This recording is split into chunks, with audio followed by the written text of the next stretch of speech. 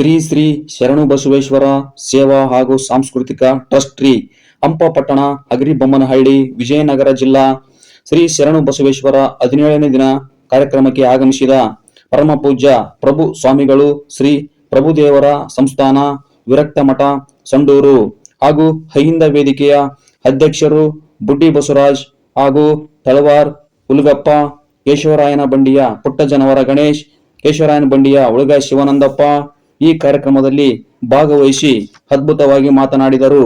ಈ ಸಂದರ್ಭದಲ್ಲಿ ಹಂಪ ಪಟ್ಟಣದ ಸುತ್ತಮುತ್ತಲಿನ ಗ್ರಾಮದ ಜನರು ಜನಸಾಗರವೇ ಸೇರಿದ್ದರು. ವರದಿ ರಿಯಲ್ ಸ್ಟಾರ್ ನ್ಯೂಸ್.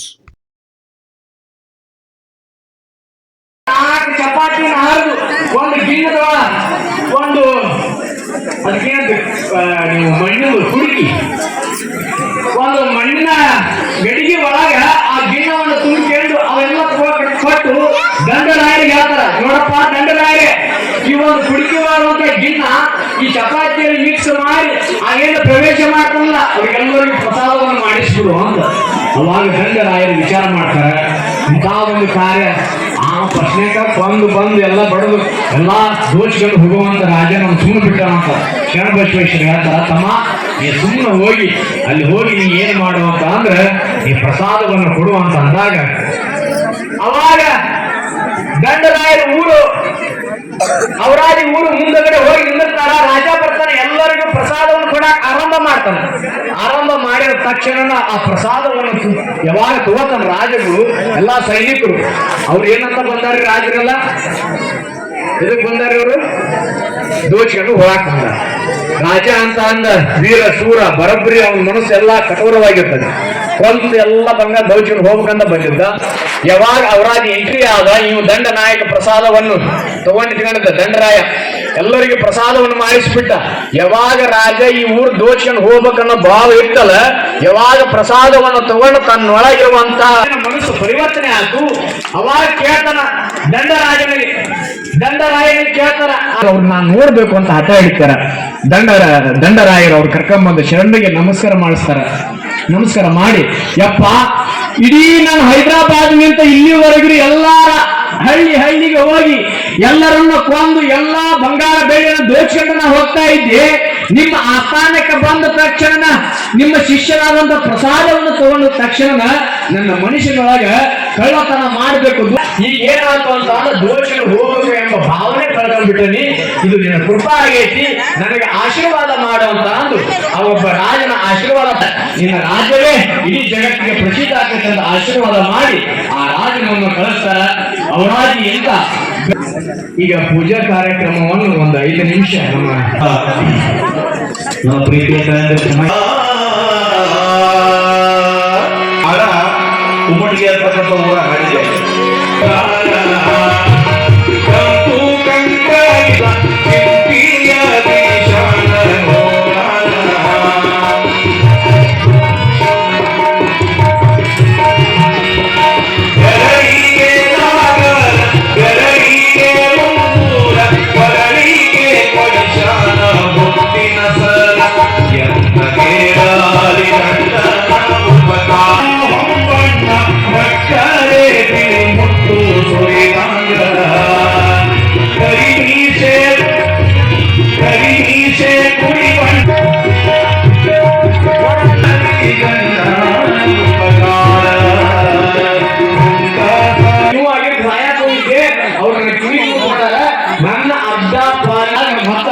ಬಾಜು ಹಳ್ಳಿ ಒಬ್ಬ ಜನ ಬರುತ್ತಾರ, ಅವ್ರ ಕರ್ಕೊಂಡ್ ಹೋದ.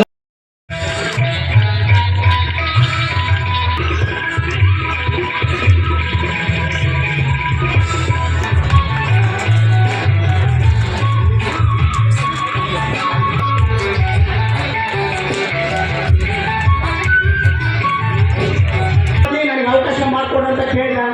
ಅವ್ರಿಗೆ ಸಹಿತ ಅವಕಾಶ ಕೊಡೋಣ. ಜಾನಪದ ಕಲಾವಿದ ಹಾಗೂ ಹಾಗೆ ಆಂಜನೇಯ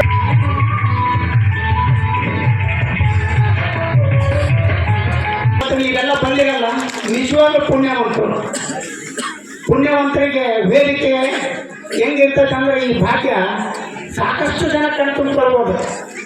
ಆದರೆ ಎಲ್ಲರಿಗೂ ಎಲ್ಲರೂ ಸಿಗಲ್ಲ ಅಂತ ನಾನು ಪ್ರತಿ ಸರ್ತಿ ಹೇಳ್ತಿದ್ದೆ. ಇನ್ನು ಇನ್ನೊಂದು ನೆನಪಿರಲಿ ಸ್ನೇಹಿತರೆ, ಪರಮ ಪೂಜ್ಯ ಶ್ರೀ ಶ್ರೀ ನಿರಂಜನ ಪ್ರಣವ ಸ್ವರೂಪಿಗಳು ಸಂಡೂರಿನ ವಿರಕ್ತ ಮಠದ ಪರಮ ಪೂಜ್ಯರು. ನಮಗೆಲ್ಲರಿಗೂ ಅವರು ಒಡನಾಟ ಕಡಿಮೆ ಇದ್ರು ಕೂಡ ನಮಗೆ ಅವರ ಆದರ್ಶಗಳನ್ನು ನಾವು ಕೇಳಿ ತಿಳ್ಕೊಂಡು ಆದರ್ಶಗಳನ್ನ ಪಾಲನೆ ಮಾಡುವಂತ ಜನಗಳು ನಾವೆಲ್ಲ. ಅವರ ಪಾದಕ್ಕೆ, ಪ್ರಭು ಸ್ವಾಮಿಗಳ ಪಾದಕ್ಕೆ ನಮಸ್ಕರಿಸುತ್ತಾ ಮತ್ತು ಈ ದಿನದ ಇವತ್ತೇನು ಕಾರ್ಯಕ್ರಮ ನಡೆದಿ, ಕಾರ್ಯಕ್ರಮದ ಪುರಾಣವನ್ನು ಪ್ರವಚನ ಮಾಡಲಿಕ್ಕೆ ಬಂದಿರತಕ್ಕಂಥ ಪೂಜ್ಯ ಶ್ರೀ ಓಂ ಗುರುಜಿ ಕೃಷ್ಣಪ್ಪನವರೇ, ಈಶಣ್ಣವರೇ, ಕಮ್ಮಾರ ಹನುಮಂತಪ್ಪನವರೇ, ಉಪ್ಪಾರ ನಾಗಪ್ಪನವರೇ, ಮಾಲವಿ ಕೃಷ್ಣಪ್ಪನವರೇ, ಬಗ್ಗೀರಪ್ಪನವರೇ, ಶ್ರೀನಿವಾಸರವರೇ, ಶರಣಪ್ಪನವರೇ, ಕೊಟ್ರೇಶ್ವರವರೇ, ಬಸಾಪುರ ಬಸವರಾಜ್ ಅವರೇ, ಬಡಗೇರ ಮಂಜುನಾಥರವರೇ, ಇನ್ನುಳಿದಂತೆ ಎಲ್ಲ ಸಹಕಾರ ಕೊಟ್ಟಿರ್ತಕ್ಕಂಥ ಎಲ್ಲ ಸಹೋದರರೇ, ಯಾರಾದ್ರೂ ಹೆಸರು ಬಿಟ್ಟಿದ್ರೆ ನಮ್ಮ ಪುರಾಣ ಸಮಿತಿ ಅಂದ್ರೆ ಬಸವಣ್ಣನವರು ನಾವು ಆದರ್ಶ ಮಾಡ್ಕೋಬೇಕಾಗಿದೆ ಇವತ್ತು. ಅಂತ ಬಸವಣ್ಣನವ್ರನ್ನ ಜನ ಕಲ್ಲು ತಗೊಂಡು ಹೊಡೆದಂತ ನಿದರ್ಶನಗಳು ನಮ್ಮೊಂದಿರುವಾಗ ನಾವೆಲ್ಲ ಯಾವ ಲೆಕ್ಕ? ಇದನ್ನ ನಾವು ಅರ್ಥ ಮಾಡ್ಕೊಳ್ಬೇಕಾಗಿದೆ. ಯಾಕಂದ್ರೆ ನಮ್ಮ ಊರಿನಲ್ಲಿ 26 ಜಾತಿಯ ಜನ ಇದೀವಿ, 19 ದೇವಸ್ಥಾನಗಳಿದಾವೆ ನಮ್ಮ ಊರಲ್ಲಿ. ಅದ್ರ ವಿಶೇಷ 26 ಜಾತಿಯ ಜನರನ್ನ ಕರೆದುಕೊಂಡು ಕಾರ್ಯಕ್ರಮ ಮಾಡೋದು ಏನಿದೆಯಲ್ಲ ಅದು ಸುಮ್ಮನೆ ಮಾತಲ್ಲ. 19 ದೇವಸ್ಥಾನಗಳನ್ನು ನಾವು ಸಮನಾಗಿ ನೋಡ್ಕೋಬೇಕಂದ್ರೆ ಏನು ಸುಮ್ಮನೆ ಮಾತಲ್ಲ. ಇಂಥ ಗ್ರಾಮದಲ್ಲಿ ಯಾವಾದ್ರೂ ಒಂದು ಧಾರ್ಮಿಕವಾಗಿರ್ತಕ್ಕಂಥ ಕಾರ್ಯಕ್ರಮವನ್ನು ಮಾಡಬೇಕಾದ್ರೆ ನಿಜವಾಗ್ಲೂ ನಾವೆಲ್ಲರೂ ಬದ್ಧತೆಯನ್ನ ಮಾಡಬೇಕು. ಈ ಪುರಾಣ ಸಮಿತಿಯವರು ಅತ್ಯಂತ ಅಚ್ಚುಕಟ್ಟಾಗಿ ಬದ್ಧತೆಯಿಂದ ಕಾರ್ಯಕ್ರಮವನ್ನು ಮಾಡ್ತಾ ಇದ್ದಾರೆ. ಶರಣ ಬಸವೇಶ್ವರರು ಜಾತ್ಯತೀತವಾಗಿರ್ತಕ್ಕಂಥ ವ್ಯಕ್ತಿ ಅವರು. ಅವರೇನು ಭೂಮಿ ಮೇಲಿಂದ ಗಾಳಿಗೆ ಬಂದಿರತಕ್ಕಂಥ ವ್ಯಕ್ತಿ ಅಲ್ಲ. ನಾವು ಪುರಾಣದ ಬಗ್ಗೆ ನಾನು ಹೆಚ್ಚು ಹೇಳಕ್ಕಾಗಲ್ಲ. ಯಾಕಂದ್ರೆ ಪುರಾಣದಲ್ಲಿ ನಮ್ಮ ಗುರುಜಿ ಅವರು ಎಲ್ಲದನ್ನ ಪುರಾಣದಲ್ಲಿ ಪ್ರವಚನ ಮೂಲಕ ಹೇಳ್ತಾ ಇದ್ದಾರೆ. ಅವರು ಜೀವರ್ಗಿ ತಾಲೂಕಿನ ಹರಳಕುಂಡಿಯ ಸಣ್ಣ ಗ್ರಾಮದಲ್ಲಿ ಹುಟ್ಟಿರ್ತಕ್ಕಂಥ ಅವರು ಮನುಷ್ಯರೇ. ಆದ್ರೆ ಕಾಯಕವನ್ನ ಮಾಡುವುದರ ಮೂಲಕ ಕಾಯಕ ಯೋಗಿಯಾಗಿ ಇವತ್ತು ಪುರಾಣದಲ್ಲಿ ನಾವು ಜೀವನದ ಇತಿಹಾಸವನ್ನ ಕೇಳ್ತಾ ಇದೀವಿ ಅಂದ್ರೆ ಅವ್ರು ಎಷ್ಟು ಮಟ್ಟಿಗೆ ಕಾಯಕ ಯೋಗಿ ಆಗಿದ್ರು ಅನ್ನೋದನ್ನ ನಾವು ಅರ್ಥ ಮಾಡ್ಕೊಳ್ಬೇಕಾಗಿದೆ. ಅವ್ರೇನು ಕಾವಿ ಕೊಟ್ಟಿರ್ಲಿಲ್ಲ, ನಿಮಗೆ ಗೊತ್ತಿರಲಿ. ಅವ್ರು ನಮ್ಮಂತೆ ಸಾಮಾನ್ಯ ಪ್ರಜೆಯಾಗಿ ಸಾಮಾನ್ಯ ಬಟ್ಟೆ ಹಾಕಿರ್ತಕ್ಕಂಥವ್ರು ಶರಣಬಸಪ್ಪನವರು. ಇವತ್ತು ಸಾಮಾನ್ಯ ವ್ಯಕ್ತಿ ಏನೆಲ್ಲ ಸಾಧನೆ ಮಾಡಬಹುದು ಅನ್ನೋದನ್ನ ಇವತ್ತು ಶರಣಬಸವೇಶ್ವರರು 17ನೇ ಶತಮಾನದಲ್ಲಿ ಇವತ್ತು ಜೀವರ್ಗಿಯಿಂದ ಕಲಬುರಗಿವರೆಗೆ ಬಸವಣ್ಣರ ವಚನಗಳನ್ನ, ಬಸವಣ್ಣರ ತತ್ವಗಳನ್ನ ಪ್ರಚಾರ ಮಾಡಲಿಕ್ಕೆ ಬಂದಿರ್ತಕ್ಕಂಥವ್ರು ಕಲಬುರಗಿಯಲ್ಲಿ ಇವತ್ತು ನೆಲೆಸಿದ್ದಾರೆ. ಇವತ್ತು ನೀವು ಕಲಬುರಗಿಗೆ ಹೋಗಿ ನೋಡಿದ್ರೆ ದೊಡ್ಡ ವಿದ್ಯಾಸಂಸ್ಥೆ ಇದೆ. ಆ ಸಂಸ್ಥೆಯನ್ನು ನೋಡ್ಲಿಕ್ಕೆ ದೊಡ್ಡಪ್ಪ ಎನ್ನುವಂತವ್ರು ಇವತ್ತು ನೇಮಕವಾಗಿದ್ದಾರೆ.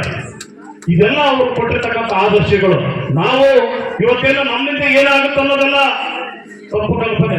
ಒಬ್ಬ ಸಾಮಾನ್ಯ ಮನುಷ್ಯ ಆಗಿರ್ತಕ್ಕಂಥ ಶರಣಬಸಪ್ಪ ಅಪ್ಪನವರು ಇವತ್ತು ಇಡೀ ಇತಿಹಾಸದಲ್ಲಿ 17ನೇ ಶತಮಾನ ಅಂದ್ರೆ ಸುಮಾರು 800 ವರ್ಷಗಳ ಹಿಂದಿರ್ತಕ್ಕಂಥ ಇತಿಹಾಸ ಇದೆ. ಇವತ್ತು ಪುರಾಣ ಆಗ್ತಕ್ಕಂಥದ್ದು 800 ವರ್ಷಗಳ ಹಿಂದಿರ್ತಕ್ಕಂಥ ಶರಣಬಸಪ್ಪನವರ ಪುರಾಣ ನಾವು ಕೇಳ್ತಾ ಇದೀವಿ ಅಂತಂದ್ರೆ ನಾವು ಕೂಡ ಶರಣಬಸಪ್ಪ ಆಗೋದು ಬೇಡ.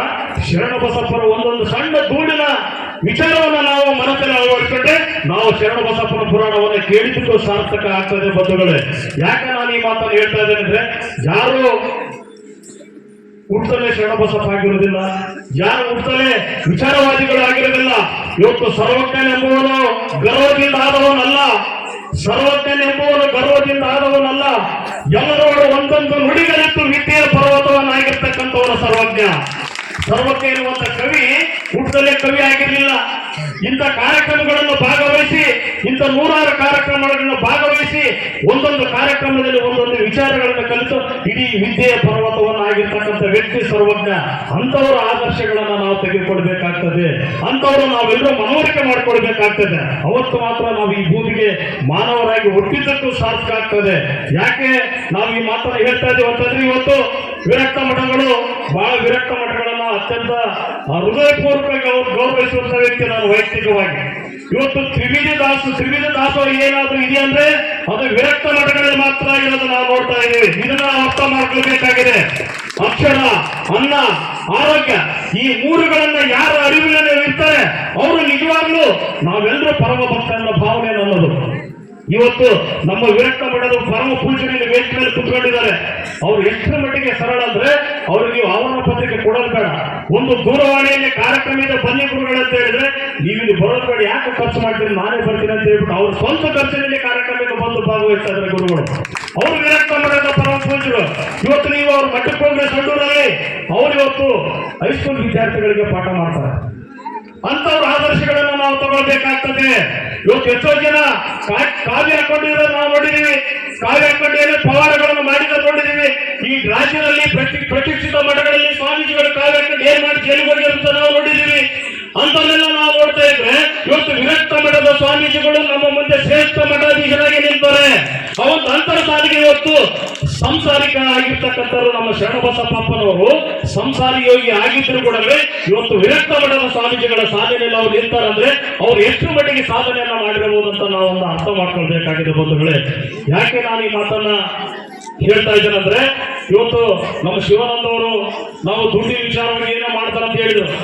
ಎಲ್ರಿ ತಿನ್ನಕ್ಕಾಗ್ತದೆ? ದೇವ್ರ ದುಡ್ಡು ತಿಂದ್ರು ಯಾರಾದ್ರೂ ಉದ್ಧಾರ ಆಗಿರೋ ಇತಿಹಾಸ ಇದೆಯಾ? ಯಾವ್ದು ಇತಿಹಾಸ ಇಲ್ಲ. ದೇವರ ಹೆಸರಲ್ಲಿ ದುಡ್ಡು ತಿಂದವರು ಇತಿಹಾಸ ಇಲ್ಲ. ಇವತ್ತು ನಾವು ಪರಮ ಪೂಜ್ಯ ನಮ್ಮ ವಿರಕ್ತ ಮಠದಲ್ಲಿ ಯಾಕೆ ಗೌರವಿಸ್ತಿದ್ದಾರೆ ಅಂತಂದ್ರೆ, ಇವತ್ತು ಕಾವಿಯೊಳಗೆ ಕಾವಿಯನ್ನು ಅವ್ರು ಬಿಟ್ಕೊಂಡಿಲ್ಲ, ಕಾವಿಯೊಳಗೆ ಕಾವಿಯನ್ನು ಬಿಟ್ಕೊಂಡಿಲ್ಲ. ಅದಕ್ಕೆ ನಾನು ಅವರನ್ನು ಗೌರವಿಸ್ತೀನಿ. ಯಾವ ಸ್ವಾಮೀಜಿ ಕಾವಿಯೊಳಗೆ ಕಾವಿಯನ್ನು ಬಿಟ್ಕೊಳ್ತಾನೆ ಅವತ್ತು ಮಠ ಉದ್ಧಾರ ಆಗೋದಿಲ್ಲ. ಯಾವ ಸ್ವಾಮೀಜಿ ರಾಜಕಾರಣ ಮಾಡ್ತಾನೆ ಅಲ್ಲೇ ಮಠ ಉದ್ಧಾರ ಆಗೋದಿಲ್ಲ. ಇವತ್ತು ನಮ್ಮ ಪರಮ ಪೂಜ್ಯರು ಯಾರು ಬಂದು ಎಲ್ಲರಿಗೂ ಆಶೀರ್ವಾದ ಮಾಡ್ತಾರೆ. ಒಳ್ಳೆದು ಬಂದ್ರು ಆಶೀರ್ವಾದ ಮಾಡ್ತಾರೆ, ಕೆಟ್ಟದ್ದು ಬಂದ್ರು ಆಶೀರ್ವಾದ ಮಾಡ್ತಾರೆ, ಯಾವ ಪಕ್ಷಗಳು ಬಂದ್ರು ಆಶೀರ್ವಾದ ಮಾಡ್ತಾರೆ. ಕಾವಿಯೊಳಗೆ ಕಾವಿಯನ್ನು ಬಿಟ್ಟುಕೊಳ್ಳದಿರ್ತಕ್ಕಂಥ ಸ್ವಾಮೀಜಿಗಳನ್ನ ನಾವು ಗೌರವಿಸೋಣ. ಕಾವಿಯೊಳಗೆ ಕಾವಿ ಬರಬಾರದು, ಕಾವಿಯೊಳಗೆ ಕಾವಿ ಹೋಗಬಾರದು. ಅವತ್ತು ಮಾತ್ರ ನಮ್ಮ ಸಮಾಜ ಉದ್ಧಾರ ಆಗ್ತದೆ. ಅದಕ್ಕೆಲ್ಲ ನಿದರ್ಶನ ಅಂದ್ರೆ ಶರಣಬಸಪ್ಪ ಅಪ್ಪನವರು ಬಂಧುಗಳೇ. ಇವತ್ತು ನಾವೆಲ್ಲರೂ ಯಾರೋ ಎಲ್ಲೋ ಒಬ್ಬ ಕ್ರಿಕೆಟ್ ಸಿಕ್ಸರ್ ಹೊಡೆದ್ರೆ ನಾವು ಚಪ್ಪಾಳೆ ತೊಡ್ತೀವಿ, ನಾವು ದುಡ್ಡು ಕೊಟ್ಟು ಚಪ್ಪಾಳೆ ತೊಡ್ತೀವಿ. ಯಾವೊಬ್ಬ ಸಿನಿಮಾದಲ್ಲಿ 100 ರೂಪಾಯಿ ಟಿಕೆಟ್ ಕೊಟ್ಟು ಒಳಗೆ ಹೋಗಿರ್ತೀವಿ, ಅವ್ನ ಫೋಟೋ ಹಾಕೊಂಡು ಅವ್ನಿಗೆ ಹಾಲಿನ ಅಭಿಷೇಕ ಮಾಡ್ತೀವಿ. ಆದ್ರೆ ನಮಗೆ ಅಕ್ಷರ ಅನ್ನ ಆರೋಗ್ಯ ಕೊಟ್ಟಿರ್ತಕ್ಕಂಥ ಯಾರಿಗಾದ್ರೂ ನಾವು ಒಂದೇ ಒಂದ್ಸರಿ ಚಪ್ಪಾಳೆ ತಟ್ಟಿದ ಇತಿಹಾಸ ಇದೆಯಾ? ಇಲ್ಲ. ಇದು ನಮ್ಮ ಸಮಾಜ, ಇದು ಓದ್ಬೇಕು. ಇದು ಓದ ಮಾತ್ರ ಇಂಥ ಪುರಾಣಗಳನ್ನ ಕೇಳಿದ್ದಕ್ಕೂ ಇಂಥ ಪುರಾಣಗಳನ್ನ ಹೇಳ್ಸುವುದಕ್ಕೂ ಸಾರ್ಥಕವಾಗ್ತದೆ. ಯಾಕೆ ನಾನು ಈ ಮಾತನ್ನು ಹೇಳ್ತಾ ಇದ್ದೀನಿ ಅಂದ್ರೆ, ಇವತ್ತು ಎಷ್ಟೋ ಜನ ಕ್ರಿಕೆಟ್ ಎಲ್ಲೋ ಆಡ್ತಾನೋ ಡೆಲ್ಲಿಯಲ್ಲಿ ಕೂತ್ಕೊಂಡು, ನಾವು ಟಿವಿಯಲ್ಲಿ ಕೂತ್ಕೊಂಡು ಮೊಬೈಲ್ ಅಲ್ಲಿ 10,000 20,000 ಕಟ್ಟಿ ಹಾಳಾಗಿರ್ತಕ್ಕಂಥ ನಿದರ್ಶನಗಳು ನಮ್ಮ ಮುಂದಿದಾವೆ. ಅವ್ನು ಯಾರು ಬಂದು ನಿಮ್ ಸಂಸಾರನ ಉಳಿಸೋದಿಲ್ಲ, ಜೀವನ ಉದ್ಧಾರ ಮಾಡೋದು ಏನಂದ್ರೆ ಇವತ್ತೇ ನಮ್ಮ ಸ್ವಾಮೀಜಿಗಳು ಪುರಾಣವನ್ನ ಹೇಳ್ತಾ ಇದಾರಲ್ಲ, ಇದ್ರ ವಿಚಾರಗಳನ್ನ ನೀವು ತಲೆಯಲ್ಲಿ ಹಾಕೊಂಡ್ರೆ ಅವತ್ತು ನಾವು ಉದ್ಧಾರ ಆಗ್ತೀವಿ, ಸಮಾಜ ಉದ್ಧಾರ ಆಗ್ತದೆ, ಸಮಾಜಕ್ಕೆ ನಾವು ಒಂದು ಕೊಡುಗೆಯನ್ನು ಕೊಡ್ತೀವಿ. ಇಂಥ ಕೆಲಸಗಳನ್ನ ಮಾಡ್ರಿ. ಈ ಧಾರ್ಮಿಕ ಕಾರ್ಯಕ್ರಮಕ್ಕೆ ನಮ್ದೆಲ್ಲರೂ ಸಹಕಾರ ಇರ್ತದೆ. ನಮ್ಮ ಗ್ರಾಮದಲ್ಲಿ ಕಾರ್ಯಕ್ರಮ ನಡೀತದೆ ಅಂದ್ರೆ ನಮಗೆ ಖುಷಿ. ಅದರಲ್ಲಿ ವಿಶೇಷವಾಗಿ ಇವತ್ತು ನಮ್ಮ ಕೇಶವ ನಮ್ಮ ಪ್ರಭು ಸ್ವಾಮೀಜಿಗಳು ಬರ್ತಾರೆ ಅನ್ನೋದಕ್ಕಾಗಿ ನಾನು ಇವತ್ತು ಕಾರ್ಯಕ್ರಮಕ್ಕೆ ಬಂದು ಭಾಗವಹಿಸಿದ್ದೀನಿ. ಯಾಕಂದ್ರೆ ಕೊನೆ ದಿನ ಬರೋರಿದ್ದೀವಿ ನಾವು. ನಮ್ಮ ಸ್ವಾಮೀಜಿಗಳ ಮಾತನ್ನ ಕೇಳಬೇಕು, ಯಾಕಂದ್ರೆ ಅದ್ಭುತವಾಗಿ ಮಾತಾಡ್ತಾರೆ. ಅವ್ರ ವಿಚಾರಗಳು ನಮ್ಮೆಲ್ರಿಗೂ ಒಂದು ಬೆಳೆಯುವ ಸಸಿಗೆ ನೀರು ಹೇಗಿರ್ತದೆ ಹಂಗ ಬೆಳೀತಕ್ಕಂಥವ್ರಿಗೆ ನೀರಿದ್ದಂಗೆ ಅವ್ರ ಗೊಬ್ಬರ ಹೇಗಿರ್ತದಲ್ಲ ಆಗದು ಅಂತ ಸ್ವಾಮೀಜಿಗಳ ಮಾತನ್ನ ನಾವು ಕೇಳೋಣ. ಇನ್ನೂ 3-4 ದಿನ ಕಾರ್ಯಕ್ರಮ ಇದೆ. ಈ ಕಾರ್ಯಕ್ರಮದಲ್ಲಿ ತಾವೆಲ್ಲರೂ ಭಾಗವಹಿಸಿ ಶರಣಬಸವೇಶ್ವರನ ತತ್ವಗಳನ್ನ ಮತ್ತು ಆದರ್ಶಗಳನ್ನ ನಾವೆಲ್ಲರೂ ಪಾಲನೆ ಮಾಡೋಣ ಅಂತ ಹೇಳ್ತಾ ನಾನು 2 ಮಾತುಗಳನ್ನು ಮುಗಿಸ್ತೇನೆ. ಜೈ ಜೈ.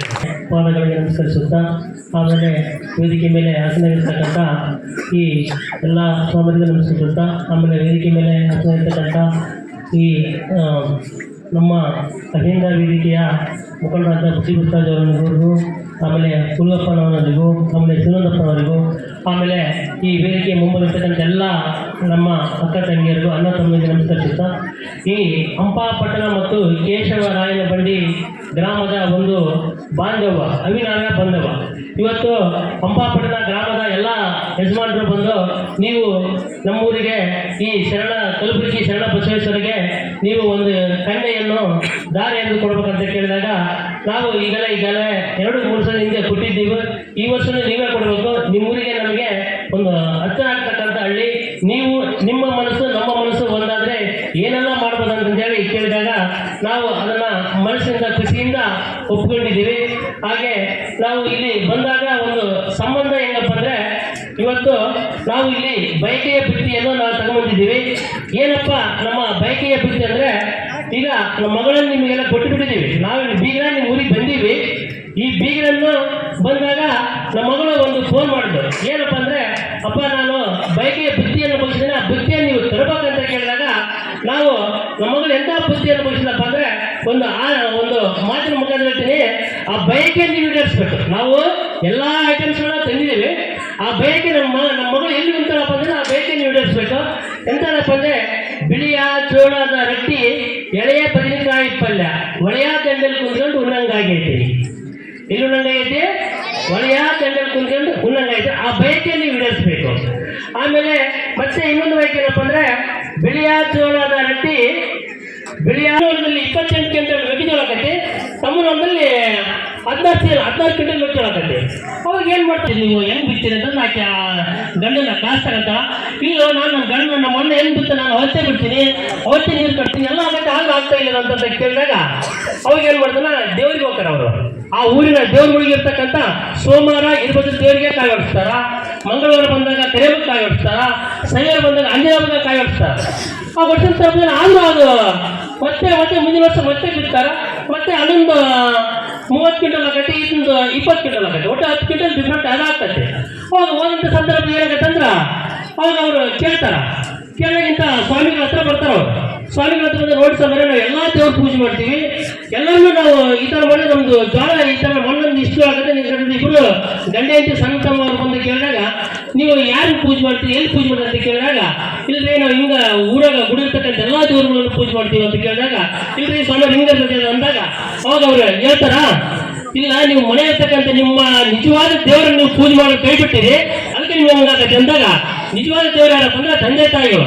ಆ ತಂದೆ ತಾಯಿಗಳನ್ನ ಅವ್ರು ಮತ್ತೆ ಅವ್ರ ಮನೆಗೆ ಕರ್ಕೊಂಡೋಗಿ ಅವ್ರನ್ನ ಪೂಜೆ ಮಾಡಿ ಅವ್ರ ಸಸಿ ತಪ್ಪಾದಂತ ಕೇಳ್ತಿರ್ತಾರ. ಅವಾಗ ಅಣ್ಣ ತಮ್ಮ ಇಬ್ರು ಸಮವಾಗಿ ಬೆಳಿತಾರ. ಅವಾಗ ಅದಕ್ಕೆ ಹೇಳ್ತೀವಿ ನಾವು, ಗುರಿ ಹಿರಿಯರ ಮಾತು, ತಂದೆ ತಾಯಿಗಳ ಆಶೀರ್ವಾದ ಯಾವಾಗಲೂ ನಮ್ಮಲ್ಲಿ ಇರಬೇಕು. ಹೀರೋಗಳೆಲ್ಲ ತಂದೆಯಂತೆ ಹೀರೋಗಳು ಆಗಕ್ಕೆ ಸಾಧ್ಯ ಇಲ್ಲ. ಆದ್ರೆ ಎಷ್ಟೋ ನಾವು ನೋಡ್ತೀವಿ, ಹಸುವಿನ ನಾವು ನೀಗಬೇಕಂದ್ರೆ ನಮ್ಮ ತಾಯಿ ಮುಖ್ಯ. ಹಾಗಾಗಿ ಇವತ್ತು ನೀವೆಲ್ಲರೂ ಕೊಟ್ಟಿರ್ತಕ್ಕಂಥ ಇಷ್ಟೆಲ್ಲ ನಮಗೆ ಮೊದಲು ಅವಕಾಶ ನಿಮ್ಮೆಲ್ಲರಿಗೂ ನಮಸ್ಕರಿಸುತ್ತಾ, ಮೂರ್ತಿಗಳಾದಂಥ ಕಲಬುರಗಿಯ ಚನ್ನಬಸವೇಶ್ವರರ 17ನೇ ದಿವಸದ ಈ ಪುರಾಣ ಪ್ರಸಂಗದಲ್ಲಿ ಕಳೆದ 17 ದಿನಗಳ ಪರ್ಯಂತರವಾಗಿ ತಮಗೆಲ್ಲ ಅನುಭವಪೂರ್ಣವಾಗಿ ಪ್ರವಚನ ಮಾಡ್ತಾ ಇರ್ತಕ್ಕಂಥ ಪರಮ ಪೂಜ್ಯ ಓಂ ಶ್ರೀ ಗುರುಜಿಯವರ ನಡೆದಾವರುಗಳಲ್ಲಿ ಭಕ್ತಿಪೂರ್ವಕವಾಗಿ ಪಣಮಟ್ಟು ಈ ಕಾರ್ಯಕ್ರಮಕ್ಕೆ ಆಗಮಿಸಿ ಭಾಳ ಒಳ್ಳೆಯ ಮಾತುಗಳನ್ನು ಹೇಳಿದಂಥ ಅಹಿಂದ ಸಂಘಟನೆಯ ಅಧ್ಯಕ್ಷರು ಹಾಗೂ ಪತ್ರಿಕಾಕರ್ತರು ಆದಂಥ ಮಾನ್ಯ ಶ್ರೀ ಬುಡ್ಡಿ ಬಸವರಾಜ್ ಅವರೇ, ಈ ಕಾರ್ಯಕ್ರಮದಲ್ಲಿ ಭಾಗವಹಿಸಿದಂಥ ಎಲ್ಲ ಗಣ್ಯ ವ್ಯಕ್ತಿಗಳು, ಸಂಗೀತಗಾರರಾದಂಥ ಮಾನ್ಯ ಶ್ರೀ ದೀಪಕ್ ಸಿಂಗ್ ಅವರೇ, ತಬಲಾ ವಾದಕರಾದಂಥ ಮಾನ್ಯ ಶ್ರೀ ರಾಜಶೇಖರ್ ಅವರೇ, ಈ ಕಾರ್ಯಕ್ರಮದಲ್ಲಿ ಭಾಗವಹಿಸಿದಂಥ ಎಲ್ಲ ತಾಯಂದಿರೇ ಮಹನೀಯರೇ, ನಿಮಗೆಲ್ಲ ಶರಣಾರ್ಥಿಗಳು. ಹಂಪಾಪಟ್ಟಣ ಗ್ರಾಮದಲ್ಲಿ ಶರಣಬಸವೇಶ್ವರ ಪುರಾಣದ ಪ್ರಸಂಗದಲ್ಲಿ ಭಾಗವಹಿಸಲಿಕ್ಕೆ ನನಗೆ ಭಾಳ ಸಂತೋಷ ಅನಿಸ್ತದೆ. ಅದರಲ್ಲಿ ಇವತ್ತು ಭಾಳ ವಿಶೇಷವಾದಂಥ ಕಾರ್ಯಕ್ರಮ, ಶರಣಬಸವೇಶ್ವರ ಹೆಂಡತಿ ಮಹಾದೇವಿ ಅಮ್ಮನವರಿಗೆ ಬಯಕೆಯ ಬುತ್ತಿಯನ್ನು ತರುವಂಥ ಕಾರ್ಯಕ್ರಮವನ್ನು ಭಾಳ ಸಂಭ್ರಮದಿಂದ ನೀವು ಮಾಡ್ತಾ ಇದ್ದೀರಿ. ಬಹುಶಃ ಶರಣಬಸವೇಶ್ವರರು ತಮ್ಮ ಜೀವಿತ ಕಾಲದಲ್ಲಿ ಬಹುಶಃ ಇಂಥ ಕಾರ್ಯಕ್ರಮ ಮಾಡಿಕೊಂಡಿದ್ರೋ ಇಲ್ಲೋ, ಆದರೆ ಹಂಪಾಪಟ್ಟಣ ಗ್ರಾಮದವರು ಮತ್ತು ಸುತ್ತಮುತ್ತಲಿನ ಗ್ರಾಮದವರು ಬಯಕೆಯ ಬುತ್ತಿಯ ಕಾರ್ಯಕ್ರಮವನ್ನು ಭಾಳ ಅದ್ಧೂರಿಯಾಗಿ ನೀವು ಮಾಡಿದ್ದೀರಿ. ಇವತ್ತು ಗ್ರಾಮೀಣ ಪ್ರದೇಶಗಳ ಬಗ್ಗೆ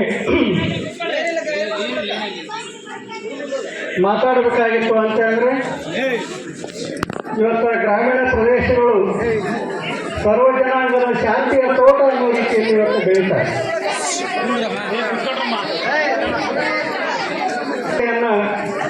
ನಾವು ಎಲ್ಲಿಯಾದರೂ ನೋಡಬೇಕಾಗಿತ್ತು ಅಂತಂದರೆ ಇವತ್ತು ಗ್ರಾಮೀಣ ಪ್ರದೇಶದಲ್ಲಿ ನಾವು ನೋಡಬೇಕಾಗ್ತದೆ. ಯಾಕಂದರೆ ಹಳ್ಳಿಯಲ್ಲಿ ಬೇರೆ ಬೇರೆ ಜಾತಿಯ ಬೇರೆ ಬೇರೆ ವರ್ಗದ ಜನ ಇರ್ತಾರೆ. ಎಲ್ಲರೂ ಕೂಡಿಕೊಂಡು ನಾವೆಲ್ಲ ಒಂದೇ ರೀತಿಯ ಅಣ್ಣ ತಮ್ಮಂದಿರು ಅಂತೇಳಿ ಬದುಕುವಂಥ ಒಂದು ವಾತಾವರಣವನ್ನು ನಾವು ಗ್ರಾಮೀಣ ಪ್ರದೇಶದಲ್ಲಿ ನಾವು ನೋಡ್ತೇವೆ. ಹೀಗಾಗಿ ನಾನು ಭಾಷಣ ಹೇಳ್ತೇನೆ, ನೀವು ಗುಡಿಯಲ್ಲಿ ಗಂಟೆ ಬಾರಿಸೋದನ್ನೇ ಧರ್ಮ ಅಂತ ತಿಳ್ಕೊಬೇಡ್ರಿ, ಚರ್ಚಿನಲ್ಲಿ ಪ್ರಾರ್ಥನೆ ಮಾಡೋದನ್ನೇ ಧರ್ಮ ಅಂತ ತಿಳ್ಕೊಬೇಡ್ರಿ, ಮಸೀದಿಯಲ್ಲಿ ನಮಾಜ್ ಮಾಡೋದನ್ನೇ ಧರ್ಮ ಅಂತ ತಿಳ್ಕೊಬೇಡ್ರಿ. ಧರ್ಮ ಅಂತ ಅಂದರೆ ಮನುಷ್ಯತ್ವ, ಅಂತ ಮನುಷ್ಯತ್ವವನ್ನು ಕಾಪಾಡುವಂಥ ಕೆಲಸವನ್ನು ಇವತ್ತು ಮಾಡಬೇಕಾಗಿದೆ. ಇವತ್ತು ನಾವು ಪುರಾಣಗಳ ಮುಖಾಂತರವಾಗಿ ಜನರಿಗೆ ಇಂಥ ವಿಷಯಗಳನ್ನು ನಾವು ತಿಳಿಸಬೇಕಾಗಿದೆ. ನಿಮ್ಮ ಹಂಪಾಪಟ್ಟಣ ಗ್ರಾಮದಲ್ಲಿ ಸುಮಾರು 20 ವರ್ಷದವರೆಗೆ ಶರಣಬಸವೇಶ್ವರ ಪುರಾಣವನ್ನು ನೀವು ಹಂಚಿದ್ದೀರಿ ಅಂತ ಅಂದರೆ ಬಹುಶಃ ಇಲ್ಲಿ ಅರಿವಿನ ಬೆಳಕನ್ನು ಬಿತ್ತುವಂಥ 20 ವರ್ಷದಿಂದ ನೀವು ಮಾಡ್ತಾ ಇರೋದು ನಿಜಕ್ಕೂ ಕೂಡ ಒಂದು ಸಂತೋಷ ಅಂತ ಅನಿಸ್ತದೆ. ನಾನು ಬಳ್ಳಾರಿ ಮತ್ತು ವಿಜಯನಗರ ಜಿಲ್ಲೆಯ ಬಹುಶಃ ಭಾಳಷ್ಟು ಹಳ್ಳಿಗಳಿಗೆ ಪುರಾಣಕ್ಕೆ ನಾನು ಹೋಗಿರ್ತೇನೆ. ಆದರೆ ಇವತ್ತು ಪುರಾಣಗಳನ್ನು ಹಚ್ಚುವಂಥವರು ಭಾಳಷ್ಟು ಕಡಿಮೆ ಆಗಿದ್ದಾರೆ, ಕೇಳುವಂಥವರು ಕೂಡ ಕಡಿಮೆ ಆಗಿದ್ದಾರೆ. ಇವತ್ತು ಪುರಾಣಿಕರನ್ನು ಹಿಡಿದು ಕೊಡಲು ಭಾಳಷ್ಟು ಕಷ್ಟ ಆಗಿದೆ. ಇವತ್ತು ಪುರಾಣಿಕರ ಸಂಭಾವನೆಯನ್ನು ಕೇಳಿದ್ರೆ ಎಷ್ಟು ಆಶ್ಚರ್ಯ ಅನಿಸ್ತದೆ ಅಂತಂದರೆ, ನಮ್ಮ ಮಠಕ್ಕೆ ನಾನು ಒಬ್ಬರು ಪುರಾಣಿಕರನ್ನು ಕರೆಸಬೇಕು ಅಂತೇಳಿ ಒಬ್ಬರು ಫೋನ್ ಮಾಡಿದ್ದೆ. ಅವರು ಒಳ್ಳೆಯ ಪ್ರವಚನಕಾರ ಅಂತ ನಾನು ಕೇಳಿದ್ದೇನೆ, ಅವರನ್ನು ಕರೆಸ್ಬೇಕಂತ ಮಾಡಿದ್ವಿ, ಹೇಗೆ ಅಂತ ಕೇಳಿದೆ. ಅವಾಗ ಅವ್ರು ಹೇಳಿದ್ರು, ನಿಮ್ಮ ಮಠದ ಮುಂದೆ 8 ಎಕರೆ ಜಮೀನು ಐತಿ, ಅದರಲ್ಲಿ 2 ಎಕರೆ ಮಾರಾಟ ಮಾಡ್ತೀವಿ ಅಂದ್ರೆ ನೀವು ಕರೆಸ್ರಿ ಅಂತ ಅಂದರು. ಅವರ ಸಂಭಾವನೆ ಅಲ್ಲ, ಬರೇ ಅವರಿಗೆ ಗೋಡಂಬಿ ದ್ರಾಕ್ಷಿ ತರೋ ಕಡೆ 1 ಲಕ್ಷ ರೂಪಾಯಿ ಖರ್ಚು ಮಾಡಿವಿ ಅಂತ ಅಂದರೆ ಇನ್ನು ಅವರ ಹಿಡಿದು ಎಷ್ಟು ಕಷ್ಟ ಆಗಿತ್ತು ಅನ್ನೋದನ್ನು ವಿಚಾರ ಮಾಡಿರಿ ಅಂತ ಅವ್ರು ಹೇಳಿದ್ದನ್ನು ನೋಡಿದರೆ, ಇವತ್ತು ಪುರಾಣಿಕರು ಅದರಲ್ಲಿ ಅನುಭವಪೂರ್ಣವಾಗಿ ಹೇಳುವಂಥ ಪುರಾಣಿಕರ ಕೊರತೆಯನ್ನು ನಾವು ನೋಡ್ತೇವೆ. ಇವತ್ತು ಪ್ರತಿಯೊಂದು ಗ್ರಾಮದಲ್ಲಿ ಮೊದಲೇ ವರ್ಷ ಭಾಳ ಚೆನ್ನಾಗಿ ಪ್ರವಚನ ಪುರಾಣವನ್ನು ಹಚ್ತಾರೆ. ಏನು ಇಡೀ ಊರು ತುಂಬನ ಲೈಟನ್ನು ಅರೇಂಜ್ಮೆಂಟ್ ಮಾಡಿರ್ತಾರೆ. 2ನೇ ವರ್ಷ ಸ್ವಲ್ಪ ಕುಂಟು ಅಂತ ನಡೀತದೆ. 3ನೇ ವರ್ಷಕ್ಕೆ ಪುರಾಣಗಳಲ್ಲಿ ನಿಂತ ಕಥೆಯನ್ನು ನಾವು ಭಾಳಷ್ಟು ಊರುಗಳಲ್ಲಿ ನಾವು ನೋಡ್ತೇವೆ. ಇವತ್ತು ನಿರಂತರವಾಗಿ 20 ವರ್ಷದವರೆಗೆ ನೀವು ಪುರಾಣವನ್ನು ಹಚ್ಚಿದ್ದೀರಿ ಅಂತಂದರೆ ಇಲ್ಲಿ ಯುವಕರು ಚೆನ್ನಾಗಿದ್ದೀರಿ, ಹಿರಿಯರ ಮಾರ್ಗದರ್ಶನ ಚೆನ್ನಾಗೈತೆ ಅನ್ನೋದನ್ನು ಇದು ತೋರಿಸ್ಕೊಡ್ತದೆ. ಅದಕ್ಕೆ ಇಂಥ ಪುರಾಣಗಳ ಮುಖಾಂತರವಾಗಿ ಜನರನ್ನು ಎಚ್ಚರಿಸುವಂಥ ಕೆಲಸವನ್ನು ಇವತ್ತು ಮಾಡಬೇಕಾಗಿದೆ. ಇಲ್ಲೇ ಹಂಪಿಯಲ್ಲಿ ರಾಘವಾಂಕ ಅಂತ ಕವಿಯಾಗಿ ಹೋಗ್ತಾನೆ. ಆ ರಾಘವಾಂಕ ತನ್ನ ಹರಿಶ್ಚಂದ್ರ ಕಾವ್ಯದ ಪ್ರಾರಂಭದಲ್ಲಿ ಒಂದು ಮಾತನ್ನು ಹೇಳ್ತಾನೆ, ನಾನು ಯಾಕೆ ಕಾವ್ಯವನ್ನು ಬರೀತೇನೆ, ಕಾವ್ಯವನ್ನು ಬರೆಯುವುದರಿಂದ ಏನಾಗ್ತದೆ, ಜನಕ್ಕೆ ಮನರಂಜನೆ ಸಿಗ್ತದೆ ಅಂತ ಕಾವ್ಯವನ್ನು ಬರೀಲಿ, ಅಥವಾ ಈ ಪುಸ್ತಕವನ್ನು ಬರೆಯೋದ್ರ ಮುಖಾಂತರವಾಗಿ ನನಗೆ ಒಂದು ಒಳ್ಳೆಯ ಹೆಸರು ಬರ್ತದೆ ಅಂತೇಳಿ ನಾನು ಈ ಪುಸ್ತಕವನ್ನು ಬರೀಲಿ ಅಂತ ಹೇಳುವಂಥ ಕೊನೆಗೆ ಅಂತ ಹೇಳ್ತಾನೆ, ಜನ ಬದುಕಬೇಕೆಂದು ಕಾವ್ಯವನ್ನು ಬರೆದೆ ಅಂತ ಹೇಳ್ತಾನೆ. ನಾನು ಪುಸ್ತಕವನ್ನು ಬರೆಯೋದ್ರ ಮುಖಾಂತರವಾಗಿ ಜನ ಆ ಪುಸ್ತಕವನ್ನು ಓದಿದರೆ ಜನ ಒಂದು ರೀತಿಯಲ್ಲಿ ಬದಲಾವಣೆ ಆಗಬೇಕು, ಅಂಥ ಬದಲಾವಣೆಯನ್ನು ನನ್ನ ಕಾವ್ಯದ ಮುಖಾಂತರ ನಾನು ತೋರಿಸ್ಕೊಡ್ತೇನೆ ಅನ್ನುವಂಥ ಮಾತೇನೈತಲ್ಲ, ಅದು ಶರಣಬಸವೇಶ್ವರ ಪುರಾಣಕ್ಕೂ ಕೂಡ ಅನ್ವಯ ಆಗ್ತದೆ. ಇವತ್ತು ಪ್ರತಿಯೊಂದು ಗ್ರಾಮೀಣ ಪ್ರದೇಶದಲ್ಲಿ ಹೆಣ್ಮಕ್ಕಳು ಭಾಳಷ್ಟು ಭಕ್ತಿವಂತರಿದ್ದೀರಿ, ಆದರೆ ಅಷ್ಟೇ ಮೂಢನಂಬಿಕೆ ತಾಣಗಳಾಗಿದ್ದನ್ನು ನಾವು ನೋಡ್ತೇವೆ. ಇಲ್ಲೇ ಹಂಪಸಾಗರ ಅನ್ನುವಂಥ ಊರಿನಲ್ಲಿ ಡಾಕ್ಟ್ರು ಬಶೀರ್ ಅಂತೇಳಿ, ಮಿರ್ಜಾ ಬಶೀರ್ ಅಂತ ಒಬ್ಬ ದನದ ಡಾಕ್ಟರ್ ಇದ್ರು, ಬಹುಶಃ ನಮ್ಮ ಇವರಿಗೆ ಗೊತ್ತದೆ. ಮಿರ್ಜಾ ಬಶೀರ್ ಅಂತೇಳಿ ಒಬ್ಬರು ದನದ ಡಾಕ್ಟರ್ ಇದ್ರು. ಅವರು ತಮ್ಮ ಅನುಭವದ ಒಂದು ಪುಸ್ತಕವನ್ನು ಬರೀತಾರೆ, ಗಂಗೆ ಬಾರೆ ಗೌರಿ ಬಾರೆ ಅಂತೇಳಿ. ಅದರಲ್ಲಿ ನಮ್ಮ ಜನರ ಮೂಢನಂಬಿಕೆಯ ಬಗ್ಗೆ ಬರೀತಾರೆ. ಎಷ್ಟು ಚೆನ್ನಾಗಿ ಬರೀತಾರೆ ಅಂತ ಅಂದರೆ, ಅವರು ಯಾವಾಗಲೂ ಮನುಷ್ಯರ ಡಾಕ್ಟರ್ ಅಲ್ಲ, ಅವರು ದನದ ಡಾಕ್ಟರ್. ಅವರು ಬರೀ ಯಾವಾಗಲೂ ಎತ್ತನ್ನು, ಕೋಣಗಳನ್ನು, ಎಮ್ಮೆಗೊಡ್ಡು ಮತ್ತು ಆಮೇಲೆ ಆಡುಗಳನ್ನು, ನಾಯಿಗಳನ್ನು ಅವರು ಆರೈಕೆ ಮಾಡುವಂಥ ಡಾಕ್ಟರ್. ಅವರು ತಮ್ಮ ಅನುಭವವನ್ನು ಆ ಪುಸ್ತಕದಲ್ಲಿ ಬರೀತಾರೆ. ಒಂದು ದಿವಸ ಒಬ್ಬ ಹೆಣ್ಮಗಳು ಒಂದು ನಾಯಿಯನ್ನು ತೆಗೆದುಕೊಂಡು ಬಂದು, ಒಂದು ನಾಯಿಗೆ, ನಮ್ಮ ಮನೆಯಲ್ಲಿ ನಾಯಿಗೆ ಜೇಟು ಬಂದಿರುತ್ತೆ, ಅದಕ್ಕೆ ನೀವು ಅದನ್ನು ನೋಡಕ್ಕೆ ಬರ್ರಿ ಅಂತೇಳಿ ಕರೆಕ್ಟ್ ಬರ್ತಾರೆ. ಅವಾಗ ಇವರು ಅವ್ರ ಮನೆಗೆ ಹೋಗ್ತಾರೆ. ಹೋದ್ಬಿಟ್ಲೆ ಆ ನಾಯಿಗೆ ಜೇಟು ಬಂದಿರ್ತದೆ, ಆ ನಾಯಿಗೆ ಇಂಜೆಕ್ಷನ್ ಮಾಡ್ತಾರೆ. ಇಂಜೆಕ್ಷನ್ ಮಾಡಿ ತಮ್ಮ ಆಸ್ಪತ್ರೆಗೆ ಬರ್ತಾರೆ. ಮತ್ತೆ 2 ದಿವಸದ ನಂತರ ನಾಯಿಗೆ ಏನಾಗಿತ್ತು ಅಂತ ನೋಡೋಕ್ಕಂತ ಹೋಗ್ತಾರೆ. ಅವಾಗ ನಾಯಿ ಈ ಡಾಕ್ಟರ್ನ ನೋಡಿದ್ಬಿಟ್ಲೆ ಅದು ಓಡಿ ಹೋಗ್ಬಿಡ್ತೈತಿ. ಸಾಯಂಕಾಲ ಆದರೂ ಕೂಡ ಅದು ಬರೋಂಗಿಲ್ಲ, ಹೇಗೆ. ಕೊನೆಗೆ ಆ ಹೆಣ್ಮಗಳು ಹುಡುಕೊಂತ ಬಂದು ಆ ನಾಯಿಯನ್ನು ಎತ್ಕೊಂಡು ಬರ್ತಾಳೆ. ನೋಡ್ರಿ, ಈ ನಾಯಿ ಏನಿತ್ತಲ್ಲ ಭಾಳಷ್ಟು ಪುಕ್ಕಳು ಐತಿದ್ದು, ಅದಕ್ಕೆ ಧೈರ್ಯ ಬರುವಂಥ ಇಂಜೆಕ್ಷನ್ ಮಾಡ್ರಿ ಅಂತ ಕೇಳ್ತಾಳೆ. ಅವಾಗ ಇವ್ರು ಅಂತಾರೆ, ಅಲ್ಲಮ್ಮ, ಜೇಟು ಬಂದ್ರೆ ನಾವು ಆರೈಕೆ ಮಾಡ್ಬೋದು, ಮತ್ತು ಧೈರ್ಯ ಬರುವಂಥ ಇಂಜೆಕ್ಷನ್ ನನ್ನ ಹತ್ರ ಇಲ್ಲ ಅಂತ ಹೇಳಿ ಕಳಿಸ್ತಾರೆ.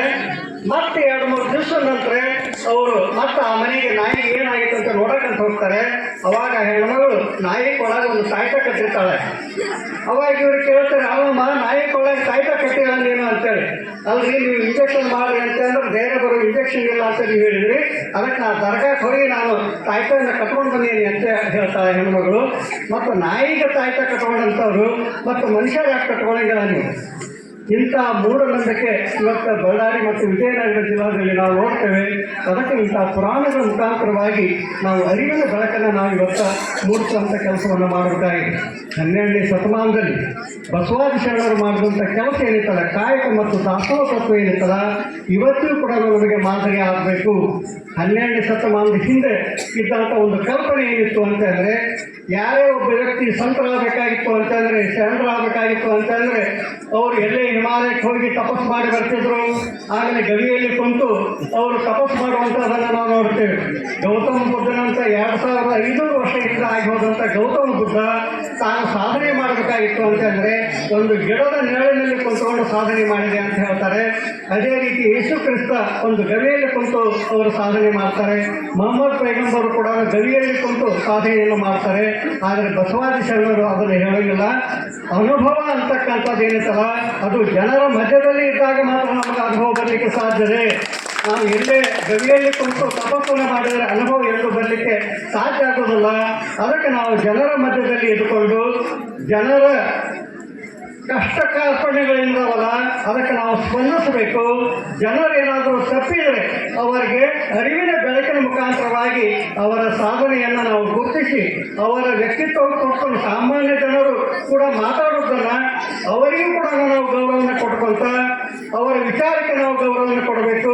ಅವರೇನಾದರೂ ತಪ್ಪನ್ನು ಮಾಡಿದರೆ ಅವರಿಗೆ ಅರಿವಿನ ಬೆಳಕನ್ನು ಮೂಡಿಸುವಂಥ ಕೆಲಸವನ್ನು ಮಾಡಬೇಕು ಅಂತೇಳಿ 12ನೇ ಶತಮಾನದಲ್ಲಿ ಬಸವಾದಿ ಶರಣರು ಹೇಳ್ತಾರೆ. ಅಂತಂದರೆ ಈ ದೃಷ್ಟಿಯಿಂದ ನಮಗೆ ಬಸವಾದಿ ಶರಣರು ನಮಗೆ ಮುಖ್ಯ ಆಗ್ತಾರೆ. ಅಕ್ಕಮಾದಿ ಒಂದು ವಚನ ನನಗಂತೂ ಭಾಳ ಹಿಡಿಸುವಂಥ, ಉಸಿರಿನ ಪರಿಮಳವಿರಲು ಕುಸುಮದ ಹಂಗೇಕೆ, ಕ್ಷಮೆ ದಮೆ ಶಾಂತಿ ಸೈರಣೆ ಇರಲು ಸಮಾಧಿಯ ಹಂಗೇಕೆ, ಜಗವೇ ತಾನಾಗಿರಲು ಏಕಾಂಗತನದ ಹಂಗೇಕೆ ಜನಮಲ್ಲಿಕಾರ್ಜುನ ಅಂತ ಕೇಳ್ತಾರೆ. ನಾವು ಬಿಡ್ತಕ್ಕಂಥ ಉಸಿರು ಏನಿತ್ತಲ್ಲ ಅದಕ್ಕೆ ಸುವಾಸನೆ ಇರೋಂಗಿಲ್ಲ. ಅದಕ್ಕೆ ನೀವು ಎಲ್ಲಿಯಾದರೂ ಊರು ಸುತ್ತಮುತ್ತ ಏನಾದರೂ ಹೂವಿನ ತೋಟ ಇತ್ತು ಅಂತಂದರೆ ಆ ಹೂವಿನ ಏನಾದರೂ ಗಾಳಿ ಬೀಸು ಅಂತಂದರೆ ಆ ಹೂವಿನ ವಾಸನೆ ನಮಗೆ ಬರೀತದೆ. ಆ ಹೂವಿನ ವಾಸನೆ ಬಂದಾಗ ನಮಗೇನಾಗ್ತದೆ ಅಂದರೆ ಸಂತೋಷ ಅನಿಸ್ತದೆ. ಆ ರೀತಿಯಲ್ಲಿ ಒಬ್ಬ ವ್ಯಕ್ತಿ ಹುಟ್ಟಬೇಕಾಯಿತು ಅಂತಂದರೆ ಸಾಮಾನ್ಯ ವ್ಯಕ್ತಿಯಾಗೆ ಹುಡ್ತಾನೆ. ಹಾಗೆಲ್ಲ ಬುದ್ಧಿ ಬಸವರಾಜ್ ಅವರು ಹೇಳಿದ್ರಲ್ಲ, ಯಾರೂ ಕೂಡ ಮೇಲೆ ಕೈಲಾಸದಿಂದ ತಾಳಿ ಇಳಿದು ಬರೋಂಗಿಲ್ಲ. ಎಲ್ಲರೂ ತಾಯಿಯ ಹೊಟ್ಟೆಯಲ್ಲಿ ಅವರು ಜನ್ಮ ತಾಳಿರ್ತಾರೆ, ಸಾಮಾನ್ಯ ವ್ಯಕ್ತಿಯಾಗಿ ಹುಡ್ತಾರೆ. ಆದರೆ ಬೆಳೀತಾ ಬೆಳೀತಾ ಅವರು ತಮ್ಮ ಸಾಧನೆ ಮುಖಾಂತರವಾಗಿ ತಾವು ಮಾಡತಕ್ಕಂಥ ಕೆಲಸದ ಮುಖಾಂತರವಾಗಿ ಜನರಿಗೆ ಒಂದು ರೀತಿಯಲ್ಲಿ ಹೂವಿನ ಸುಗಂಧವನ್ನು ಅವರು ಕೊಡ್ತಾರೆ. ಆ ದೃಷ್ಟಿಯಿಂದ ನಾವು ಶರಣರನ್ನು ಗೌರವಿಸ್ತೇವೆ. ಇವತ್ತು ಬಸವಾದಿ ಶರಣರನ್ನು ನಾವು ಯಾಕೆ ಗೌರವಿಸ್ತೇವೆ ಅಂತಂದರೆ 12ನೇ ಶತಮಾನದ ಹಿಂದೆ ಇದ್ದಂಥ ಒಂದು ಘಟನೆಗಳು. ಬಸವಾದಿ ಶರಣರ ಕಾಲಕ್ಕೂ ಕೂಡ ಎಷ್ಟು ವ್ಯತ್ಯಾಸ ಇದೆ ಅಂತಂದರೆ, ಹಿಂದಿನ ಕಾಲದಲ್ಲಿ ಯಾರಿಗೆ ನೀವು ನಮಸ್ಕಾರ ಮಾಡ್ತಿದ್ರಿ ಅಂತಂದರೆ ಒಬ್ಬರು ಗುರುಗಳಿಗೆ ನಮಸ್ಕಾರ ಮಾಡ್ತಿದ್ರಿ, ದೇವರಿಗೆ ನಮಸ್ಕಾರ ಮಾಡ್ತಿದ್ರಿ, ರಾಜರಿಗೆ ನಮಸ್ಕಾರವನ್ನು ಮಾಡ್ತಿದ್ರಿ. ಗುರುಗಳಿಗೆ ನಮಸ್ಕಾರ ಮಾಡಿದರೆ ಪ್ರತಿಯಾಗಿ ಅವರು ನಮಸ್ಕಾರ ಮಾಡ್ತಿದ್ರಲ್ಲ, ನಿಮಗೆ ಆಶೀರ್ವಾದ ಮಾಡ್ತಿದ್ರು. ರಾಜರಿಗೆ ನೀವು ನಮಸ್ಕಾರ ಮಾಡಿದರೆ ರಾಜರು ಕೂಡ ನಿಮಗೆ ಪ್ರತಿಯಾಗಿ ಗೌರವವನ್ನು ಸೂಚಿಸ್ತಿದ್ದಿಲ್ಲ. ಅದನ್ನು ಕಂಡು ಬಸವಣ್ಣವರು ಹೇಳ್ತಾರೆ, ಪ್ರತಿಯೊಬ್ಬ ವ್ಯಕ್ತಿಯೂ ಕೂಡ ಗೌರವಕ್ಕೆ ಅರ್ಹನಾದಂಥವ. ಯಾರಾದರೂ ನಮಗೆ ನಮಸ್ಕಾರ ಮಾಡಿದರೆ ಶರಣು ಅಂತ ಅಂದರೆ ಶರಣು ಶರಣಾರ್ಥಿ ಅಂತ ಹೇಳಿದಂಥ ಏಕೈಕ ಧರ್ಮ ಅಂತ ಅಂದರೆ ಅದು ಶರಣ ಧರ್ಮ, ಅದು ಲಿಂಗಾಯತ ಧರ್ಮ. ಅದಕ್ಕೆ ಹಾಗೆಲ್ಲ ನಾವು ಶರಣಾರ್ಥಿ ಅನ್ನೋಟ್ಲೆ ಎಲ್ಲರೂ ನೀವು ಶರಣು ಶರಣಾರ್ಥಿ ಅಂತ ಯಾಕೆ ಹೇಳಿದ್ರಿ ಅಂತಂದರೆ ಅದು ನಮ್ಮ ಲಿಂಗಾಯತ ಧರ್ಮದ ಸಂಸ್ಕಾರ ಅದು. ಅದಕ್ಕೆ ಒಬ್ಬ ಮಾದರ ಹೆರಳಯ್ಯ ಬಸವಣ್ಣನವರು ಹೋಗುವಂಥ ಸಂದರ್ಭದಲ್ಲಿ ಶರಣು ಅಂತ ಹೇಳಿದರೆ ಪ್ರತಿಯಾಗಿ ಶರಣು ಶರಣಾರ್ಥಿ ಅಂತ ಬಸವಣ್ಣವ್ರು ಹೇಳಿದ್ರೆ ಹರಳಯ್ಯನವರು ಬಸವಣ್ಣನವರು ಒಂದು ಶರಣಾರ್ಥಿಯನ್ನು ಜಾಸ್ತಿ ಹೇಳ್ಯಾರ ಅಂತಂದರೆ ನಾವು ಅವ್ರಿಗೆ ಏನಾದರೂ ನಾನು ಗೌರವ ಕೊಡಬೇಕು ಅಂತೇಳಿ ತಮ್ಮ ಪಾದದ ಚರ್ಮವನ್ನು ಆವಿಗೆಯನ್ನಾಗಿ ಮಾಡಿಕೊಂಡು ಅವರು ಬಸವಣ್ಣನವರಿಗೆ ಅರ್ಪಿಸುವಂಥ ಕೆಲಸ 12ನೇ ಶತಮಾನದಲ್ಲಿ ನಡೀತದೆ ಅಂತ ಅಂದರೆ ಬಸವಣ್ಣನವರು ಒಬ್ಬ ವ್ಯಕ್ತಿಯ ಮನೋಧರ್ಮವನ್ನು ಎಷ್ಟು ವಿಶಾಲವನ್ನಾಗಿ ಮಾಡಿದರು ಅಂತ ಅನ್ನೋದು ಇದರ ಮೂಲಕ ನಮಗೆ ಗೊತ್ತಾಗ್ತದೆ. ಅದಕ್ಕೆ ಇವತ್ತು ನಾವು ಯಾಕೆ ಸ್ವಾಮಿಗಳಿಗೆ ಸಂತರಿಗೆ ಇಂಥ ಸಮಾಜ ಸೇವೆ ಮಾಡುವಂಥವ್ರಿಗೆ ಯಾಕೆ ನಾವು ಗೌರವ ಕೊಡಬೇಕು ಅಂತಂದರೆ ಸಮಾಜಕ್ಕೆ ಒಂದು ಆದರ್ಶವನ್ನು ಬಿಚ್ಚಿದಂಥವ್ರು. ಇವತ್ತು ಕರ್ನಾಟಕದಲ್ಲಿ ಸಾಕಷ್ಟು ಮಠಗಳಿದ್ದಾವೆ. ಇವತ್ತು ಸಿದ್ಧಗಂಗಾ ಮಠ ಮಾಡ್ತಕ್ಕಂಥ ಕೆಲಸವನ್ನು ಇಡೀ ನಮ್ಮ ನಾಡು ಅಷ್ಟೇ ಅಲ್ಲ ಇಡೀ ಜಗತ್ತೇ ಇವತ್ತು ಆಶ್ಚರ್ಯದಿಂದ ನೋಡುವಂಥ ಕೆಲಸ ಮಾಡ್ತದೆ. ಒಂದು ದಿವಸದಲ್ಲಿ ಸುಮಾರು 10,000 ವಿದ್ಯಾರ್ಥಿಗಳಿಗೆ 3 ಹೊತ್ತು ಊಟವನ್ನು ಕೊಡ್ತಾರೆ, ವಸತಿಯನ್ನು ಕೊಡ್ತಾರೆ, ಶಿಕ್ಷಣವನ್ನು ಕೊಡ್ತಾರೆ ಅಂತಂದರೆ ಆಧುನಿಕ ದಿನಮಾನದ ಒಂದು ಪವಾಡ ಏನಾದರೂ ನಡೀತಿತ್ತು ಅಂತಂದರೆ ಅದು ಸಿದ್ಧಗಂಗಾ ಮಠದಲ್ಲಿ ನಡೀತದೆ. ಇವತ್ತು ನಮ್ಮ ಭಾಗಕ್ಕೆ ಬಂದರೆ ಕೊಪ್ಪಳ ಮಠವನ್ನು ನೋಡಿ ನೀವು, ಇವತ್ತು ಕೊಪ್ಪಳ ಮಠದಲ್ಲಿ ಕೂಡ ಸುಮಾರು 6,000 ವಿದ್ಯಾರ್ಥಿಗಳು ಇವತ್ತು ಅನ್ನದಾನ ಅನ್ನದಾಸೋಹ ಮತ್ತು ಜ್ಞಾನ ದಾಸೋಹವನ್ನು ಕೊಡುವಂಥ ಕೆಲಸ ಆ ಮಠದಲ್ಲಿ ನಡೀತದೆ. ಅಷ್ಟೇ ಅಲ್ಲ, ಸ್ವಾಮಿಗಳಾದಂಥವರು ಭಕ್ತರ ಹಣವನ್ನು ಯಾವ ರೀತಿ ವಿನಿಯೋಗ ಮಾಡಬೇಕು ಅಂತ ಅನ್ನೋದಕ್ಕೆ ಕೊಪ್ಪಳದ ಹಿಂದಿನ ಸ್ವಾಮಿಗಳೇ ನಮಗೆ ಒಂದು ಉದಾಹರಣೆಯಾಗಿ ನಿಲ್ತಾರೆ. ಕೊಪ್ಪಳದಲ್ಲಿ ಮರಿ ಶಾಂತವೀರ ಸ್ವಾಮಿಗಳು ಅಂತ ಬರ್ತಾರೆ.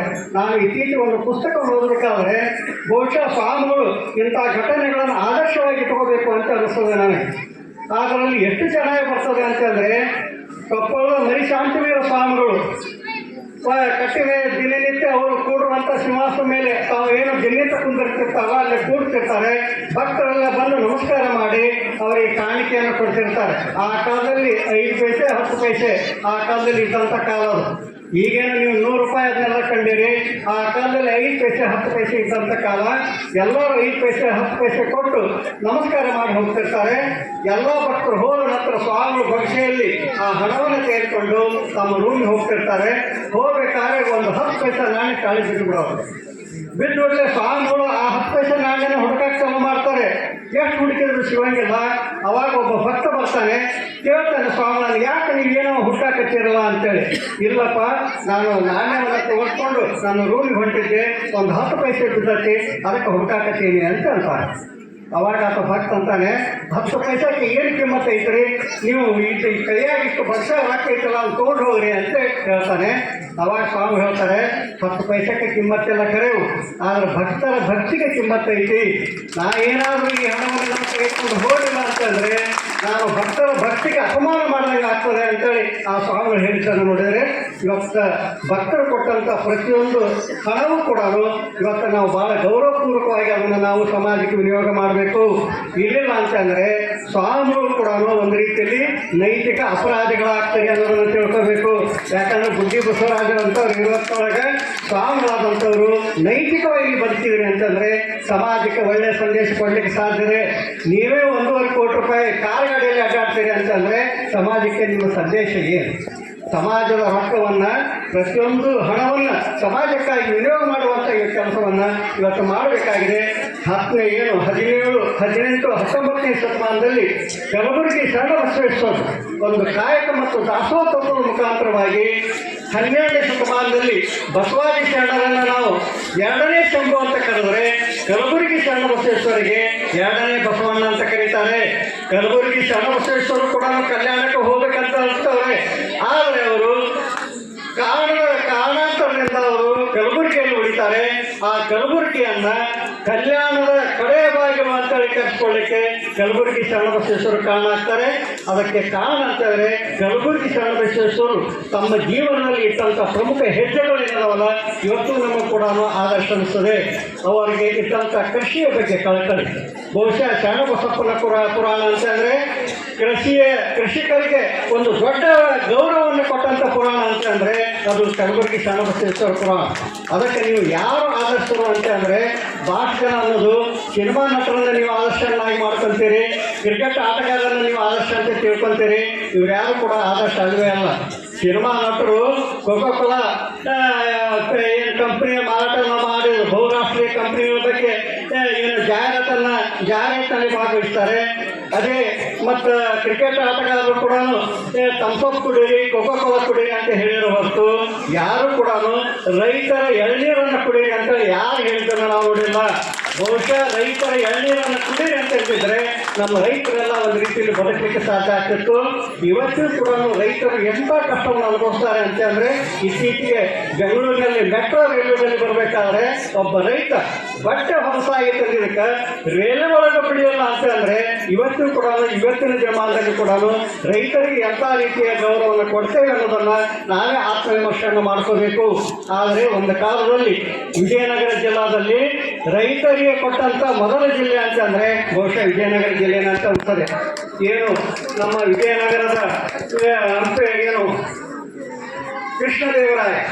ಕೃಷ್ಣದೇವರಾಯ ರೈತರಿಗಾಗಿ ಒಂದು ಪುಸ್ತಕವನ್ನು ಬರೆದಿದ್ದಾರೆ, ರೈತರಾಯ ಅಂತೇಳಿ. ರಾಯ ಅಂತಂದರೆ ರಾಜ. ಯಾರು ಸಾರ್ವಭೌಮರು ಈ ಭೂಮಿಯಲ್ಲಿ? ಕೃಷ್ಣದೇವರಾಯನ ಪುಸ್ತಕದಲ್ಲಿ ಬರೀತಾರೆ, ಯಾರು ಸಾರ್ವಭೌಮರು ಈ ಭೂಮಿಯಲ್ಲಿ ಅನ್ನೋದಕ್ಕೆ ಅವರು ಒಂದು ಘಟನೆಯನ್ನು ಹೇಳ್ತಾರೆ. ಗದರಪ್ಪ ಅನ್ನುವಂಥ ರೈತ ಆತ ಕೆರೆಯನ್ನು ಕಟ್ಟಿಸ್ಬೇಕು ಅಂತ ತೀರ್ಮಾನ ಮಾಡ್ತಾನೆ. ಅವಾಗ ಜನ ಎಲ್ಲ ಆತನಿಗೆ ತಮಾಷೆ ಮಾಡ್ತಾರೆ. ಕೆರೆಯನ್ನು ಕಟ್ಟುವುದು, ಬಾವಿಯನ್ನು ತೋಡೋದು ರಾಜ ಮಹಾರಾಜ ಮಾಡುವಂಥ ಕೆಲಸ. ಹೋಗ್ತಿದ್ವಿ ಅಂತ ಅಂತಾರೆ. ಇಲ್ಲ, ನಾನು ನನ್ನ ಹೆಂಡತಿ ತೀರ್ಮಾನ ಮಾಡಿದ್ವಿ, ನಾವು ಕೆರೆಯನ್ನು ಕಟ್ಟೇ ತೀರ್ತೇವೆ ಅಂತ ತೀರ್ಮಾನ ಮಾಡ್ತಾನೆ. ಕೆರೆಯನ್ನು ಕಟ್ಟಲಿಕ್ಕೆ ಪ್ರಾರಂಭ ಮಾಡ್ತಾರೆ. ಈ ಸುದ್ದಿ ಕೃಷ್ಣದೇವರಾಯನಿಗೆ ಸುದ್ದಿ ಹೋಗ್ತದೆ. ಅವಾಗ ಆತ ಮಾರು ವೇಷದಿಂದ ತನ್ನ ಮಂತ್ರಿ ತಿಮ್ಮಪ್ಪನ ಜೊತೆಗೂಡಿಕೊಂಡು ಆ ಕೆರೆಯನ್ನು ಕಟ್ಟುವಂತ ದೃಶ್ಯ ನೋಡಬೇಕು ಅಂತ ಬರ್ತಾರೆ. ಮಧ್ಯಾಹ್ನ ಹೊತ್ತಾಗಿರ್ತದೆ, ಊಟದ ಹೊತ್ತಾಗಿರ್ತದೆ. ಅವಾಗ ಕದ್ರಪ್ಪ ಹೇಳ್ತಾನೆ ಕೃಷ್ಣದೇವರಾಯನಿಗೆ, ಮಾರುವೇಷದ ಬಂದಿರ್ತಾರಲ್ಲ, ನೀವು ಊಟದ ಹೊತ್ತಿಗೆ ಬಂದಿರಿ, ನೀವು ನಮ್ಮ ಜೊತೆ ಊಟ ಮಾಡಿ ಅಂತ ಅಂತಾರೆ. ಊಟ ಮಾಡಿಸ್ತಾರೆ. ಅವಾಗ ಕೃಷ್ಣದೇವರಾಯ ಹೇಳ್ತಾನೆ, ಇವತ್ತ ನಿಮ್ಮ ತೋಟದಲ್ಲಿ ನಾವು ಪ್ರಸಾದ ತೆಗೆದುಕೊಂಡೇವಿ, ಅದಕ್ಕೆ ಸಾಯಂಕಾಲ ಮಟನ್ನು ಕೂಡ ನಾನು ನೀನೇನು ಕೆರೆ ಕಟ್ಟಾಕತ್ತೀರ ಅದಕ್ಕೆ ಸಹಾಯ ಮಾಡ್ತೇವೆ ಅಂತೇಳಿ ಕೃಷ್ಣದೇವರಾಯ ಮತ್ತು ತಿಮ್ಮಪ್ಪ ಇಬ್ಬರು ಸಹಾಯವನ್ನು ಮಾಡ್ತಾರೆ. ಮಾರನೇ ದಿವಸ ತನ್ನ ಜನರಿಗೆ ಹೇಳಿ ಒಂದು 100 ಜನ ಹೋಗ್ತಾರೆ, 2ನೇ ದಿವಸ 500 ಜನ ಹೋಗ್ತಾರೆ, ಮುಂದೆ ಈಗ 1000 ಜನ ಆಗ್ತಾರೆ. ಒಂದು ತಿಂಗಳಿನಲ್ಲಿ ಆ ಕೆರೆ ಮುಗಿತದೆ. ಮುಗಿದು ಕೂಡಲೇ ಕೃಷ್ಣದೇವರಾಯ ಆ ಕದಿರಪ್ಪನನ್ನ ತನ್ನ ಆಸ್ಥಾನಕ್ಕೆ ಕರೆಸಬೇಕು ಅಂತೇಳಿ ತನ್ನ ಸೇವಕರನ್ನ ಕಳಿಸ್ತಾನೆ. ಅವಾಗ ಜನ ಎಲ್ಲ ಹೆದರ್ಸಿರ್ತಾರಲ್ಲ, ಅವಾಗ ಕದಿರಪ್ಪ ಹೇಳ್ತಾನೆ, ರಾಜರು ಮಾಡುವಂತ ಕೆಲಸವನ್ನ ನಾನು ಮಾಡಿ ಅಂತ ಅಂದ್ರೆ ನನಗೇನು ಶಿಕ್ಷೆ ಕಾಲಿಕೆ ಅಂತ ಹೆದರ್ಕೊಂತ ಹೋಗ್ತಾನೆ. ಕೃಷ್ಣದೇವರಾಯ ಅರಮನೆಯ ಮುಂಭಾಗದಲ್ಲಿ ನಿಂತುಕೊಂಡು ಆತನನ್ನು ಕರೆದುಕೊಂಡು ಸಿಂಹಾಸನಕ್ಕೆ ಬರ್ತಾನೆ. ಕೃಷ್ಣದೇವರಾಯ ಎದ್ದು ನಿಲ್ತಾನೆ. ಆ ರೈತನನ್ನ ಸಿಂಹಾಸನ ಮೇಲೆ ಕುಂದಿರಿಸಿ ಕೃಷ್ಣದೇವರಾಯನ ರಾಜ ಸಾರ್ವಭೌಮ ಅಂತ ಹೇಳ್ತಾರೆ. ಈ ನಾಡಿನಲ್ಲಿ ಕೃಷ್ಣದೇವರಾಯ ಸಾರ್ವಭೌಮ ಅಲ್ಲ, ರೈತನೇ ಸಾರ್ವಭೌಮ ಅಂತ ಸಾರಬೇಕು ಅಂತ ಹೇಳ್ತಾನೆ. ಅವಾಗ ಕೃಷ್ಣದೇವರಾಯ ಕೇಳ್ತಾನೆ, ನೀನು ಕೆರೆಯನ್ನು ಕಟ್ಟಿಸಿಯಲ್ಲಪ್ಪ, ನಿನ್ನ ಆಸೆ ಇದಕ್ಕೆ ಹೇಳು, ನಾನು ಈಡೇರಿಸ್ತೀನಿ ಅಂತ ಅಂತಾನೆ. ಅವಾಗ ಆ ರೈತ ಹೇಳ್ತಾನೆ, ನಿಮಗೇನಾದರೂ ಮಾಡಬೇಕು ಅನ್ನೋಂಥ ಮನಸ್ಸಾಗಿತ್ತು ಅಂದರೆ ಈ ಭಾಗದಲ್ಲಿ ಕುಡಿಯುವ ನೀರಿನ ತೊಂದರೆ ಇದೆ, ಅದಕ್ಕೆ ನೀವು ಹಳ್ಳಿಗೆ ನೀವು ಕೆರೆಗಳನ್ನು ಕಟ್ಟಿಸ್ರಿ ಅಂತೇಳಿ ಆ ರೈತ ಹೇಳಬೇಕಾಗಿತ್ತು ಅಂತಂದರೆ ಈ ರೂಪಾಂತರವಾಗಿ ರೈತರು ಇವತ್ತು ಗೌರವಕ್ಕೆ ಅರ್ಹರಾದಂಥವ್ರು ಅಂತ ಅಂದರೆ ಇವರೇ. ಮೊನ್ನೆ ಕರೋನಾ ಬಂದಿದೆ. ಈ 2 ವರ್ಷದಿಂದ ಕರೋನಾ ಬಂದಾಗ ದೇವಸ್ಥಾನಗಳು ಕೂಡ ಮುಚ್ಚಿಳು, ಮಸೀದಿ ಮುಚ್ಚಿಳು, ಚರ್ಚ್ಗಳು ಕೂಡ ಮುಚ್ಚಿಳು, ಮಠಮಾನ್ಯಗಳು ಕೂಡ ನಾವೆಲ್ಲ ಬಾಗಿಲು ಹಾಕೊಂಡು ಒಟ್ಟು ಹೋಗಿ ಬಂದ್ವಿ. ಆದರೆ ರೈತರು ಮಾತ್ರ ಹೊಲದಲ್ಲಿ 24 ತಾಸು ದುಡಿದ್ರು ಅಂತೇಳಿ ನಮ್ಮ ದೇಶದಲ್ಲಿ ಅನ್ನದ ಕೊರತೆ ಆಗಲ್ಲ. ಅದಕ್ಕೆ ಇವತ್ತು ರೈತರನ್ನು ಗೌರವಿಸುವಂಥ ಒಂದು ಪುರಾಣ ಅಂತಂದರೆ ಅದು ಕಲಬುರಗಿ ಶರಣಬಸವೇಶ್ವರ ಪುರಾಣ. ದಾಂಪತ್ಯ ಜೀವನಕ್ಕೆ ಗೌರವ ಕೊಡುವಂಥ ಪುರಾಣ ಅಂತಂದರೆ ಕಲಬುರಗಿ ಶರಣಬಸವೇಶ್ವರ ಪುರಾಣ. ಲಿಂಗಾಯತ ಧರ್ಮ ಅಂತಂದರೆ ಶರಣ ಧರ್ಮ ಅಂತಂದರೆ ಅದು ಸನ್ಯಾಸಿಗಳ ಧರ್ಮ ಅಲ್ಲ, ಅದು ಸಂಸಾರಿಗಳ ಧರ್ಮ ಅನ್ನೋದನ್ನು ತೋರಿಸ್ಕೊಟ್ಟಂಥದ್ದು ಅಂತಂದರೆ ಶರಣಬಸವೇಶ್ವರರು. ಅಂತ ಶರಣಬಸವೇಶ್ವರ ಪುರಾಣದಲ್ಲಿ ಒಂದು ಬಹಳ ಅದ್ಭುತವಾದಂಥ ಘಟನೆ ನಡೀತದೆ. ಅವರ ಪವಾಡಗಳು ಸಾಕಷ್ಟು ನಡೀತಾವೆ ಕರೆವು. ಆದರೆ ಅವರಲ್ಲಿ ನಡೀತಕ್ಕಂಥದ್ದು ಅಂದರೆ ಕಡಕೋಳ ಮಡಿವಾಳಪ್ಪನವರಿಗೆ ಆ ಕಾಲದಲ್ಲಿ ದೀಕ್ಷೆಯನ್ನು ಕೊಟ್ಟರು ಅಂತ ಅಂದರೆ ಬಹುಶಃ ಕಲಬುರಗಿ ಶರಣಬಸಪ್ಪನವರಿಗೆ ಅದು 18ನೇ ಶತಮಾನದಲ್ಲಿ ಎಂಟನೇ ಧೈರ್ಯ ಇರಬೇಕು ಅಂತೇಳಿ. ಇವತ್ತಿಗೂ ಕೂಡ ತಳ ಸಮುದಾಯದವರಿಗೆ ಲಿಂಗಧಾರಣೆ ಮಾಡೋದು ಕಷ್ಟ ಆಗಿದ್ದಂಥ ಸಂದರ್ಭದಲ್ಲಿ ಆ ಕಾಲದಲ್ಲಿ ಕಡಕೋಳ ಮಡಿವಾಳಪ್ಪನಂತ ಒಬ್ಬ ವ್ಯಕ್ತಿಗೆ ಲಿಂಗಧಾರಣೆ ಮಾಡೋದಕ್ಕೆ ಇಡೀ ಕರ್ನಾಟಕದಲ್ಲಿ ಒಬ್ಬ ತಳ ಸಮುದಾಯದ ವ್ಯಕ್ತಿಗೆ ಲಿಂಗಧಾರಣೆ ಮಾಡೋದಕ್ಕೆ ಏನು ಕಡಕೋಳ ಮಡಿವಾಳಪ್ಪನವರು ತತ್ವಪದಗಳ ಮುಖಾಂತರವಾಗಿ ಇಡೀ ನಾಡಿನಲ್ಲಿ ಅವರು ಚಿರಪರಿಚಿತರಾದಂಥವರು. ಅವರ ತತ್ವಪದಗಳು ಭಾರತ ಅವರ ಒಂದು ದೊಡ್ಡ ಪುಸ್ತಕನಾದೆ. ಕಡಕೋಳ ಮಡಿವಾಳಪ್ಪನವರ ಸಮಗ್ರ ಕಾವ್ಯ ಅಂತ ಒಂದು ಪುಸ್ತಕನಾದೆ. ಆ ಪುಸ್ತಕವನ್ನು ಓದಿದ್ರೆ ಗೊತ್ತಾಗ್ತದೆ ಹೇಗೆ ರಾಮಕೃಷ್ಣರಿಗೆ ಸ್ವಾಮಿ ವಿವೇಕಾನಂದರು ಸಿಕ್ಕರಲ್ಲ, ಹೇಗೆ ಗೋವಿಂದ ಭಟ್ಟರಿಗೆ ಹೇಗೆ ಶಿಶುನಾಳ ಶರೀಫರು ಸಿಕ್ಕರಲ್ಲ, ಆ ರೀತಿಯಲ್ಲಿ ನಮ್ಮ ಕಲಬುರಗಿ ಶರಣಬಸವೇಶ್ವರಿಗೆ ಕಡಕೋಳ ಮಡಿವಾಳಪ್ಪನಂತವರ ಶಿಷ್ಯ ಸಿಗೋದಕ್ಕೆ ಕಲಬುರಗಿ ಶರಣಬಸವೇಶ್ವರ ಕೀರ್ತಿ ಜಾಸ್ತಿ ಆಯಿತು. ಆ ಸಂದರ್ಭದಲ್ಲಿ ಕಲಬುರಗಿ ಶರಣಬಸವೇಶ್ವರನ್ನ ಮತ್ತು ಕಡಕೋಳ ಅವರನ್ನ ಬಹಿಷ್ಕಾರ ಹಾಕುವಂತ ಜನ ಕೂಡ ಆ ಕಾಲದಲ್ಲಿ ಇದ್ರು. ಅವಾಗ ಶರಣಬಸವೇಶ್ವರ ಹೇಳ್ತಾರೆ, ಲಿಂಗಾಯತ ಧರ್ಮ ಅಂತಂದ್ರೆ ಎಲ್ಲ ವರ್ಗಗಳ ಒಕ್ಕೂಟ. ಯಾರು ಲಿಂಗವನ್ನು ಕಟ್ಕೊಂತಾರಲ್ಲ ಅವರು ಲಿಂಗಾಯತರಾಗ್ತಾರೆ, ಅವರು ಸಮಾನರಾದಂಥವ್ರು ಅಂತೇಳಿ 12ನೇ ಶತಮಾನದ ಬಸವಾದಿ ಶರಣರ ಕನಸನ್ನ 18ನೇ ಶತಮಾನದಲ್ಲಿ ನನಸನ್ನಾಗಿ ಮಾಡಿದಂಥವ್ರು ಅಂತಂದ್ರೆ ಕಲಬುರಗಿ ಶರಣಬಸವೇಶ್ವರರು.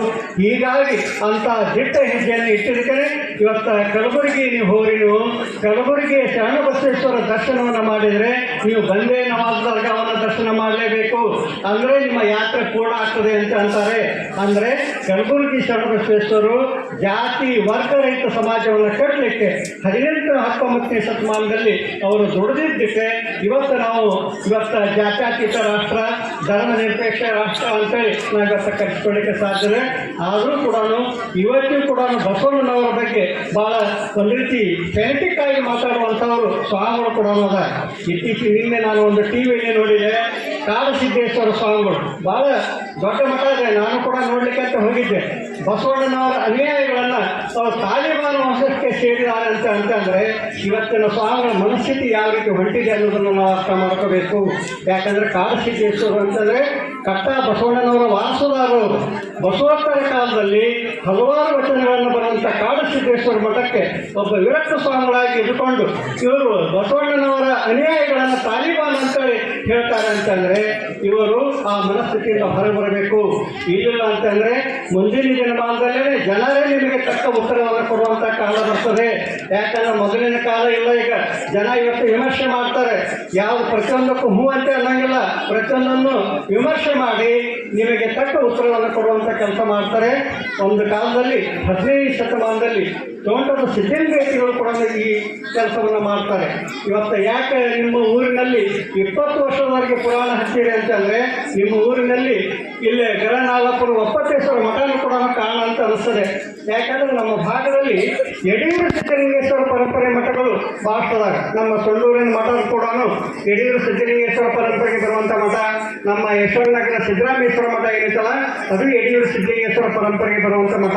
ಮತ್ತು ನಮ್ಮ ಗರನಾಳಪುರ ಸ್ವಾಮಿಗಳ ಮಠ ಏನಿತ್ತಲ್ಲ ಅದು ಯಡಿಯೂರು ಸಿದ್ಧಲಿಂಗೇಶ್ವರ ಪರಂಪರೆಗೆ ಬರುವಂಥ ಮಠನೇ. ಯಾಕಂದರೆ ಗರನಾಳಪುರದಲ್ಲಿ ಹಿಂದಿನ ಸ್ವಾಮಿಗಳ ಚರಿತ್ರೆಯನ್ನು ನೀವು ನೋಡ್ರಿ.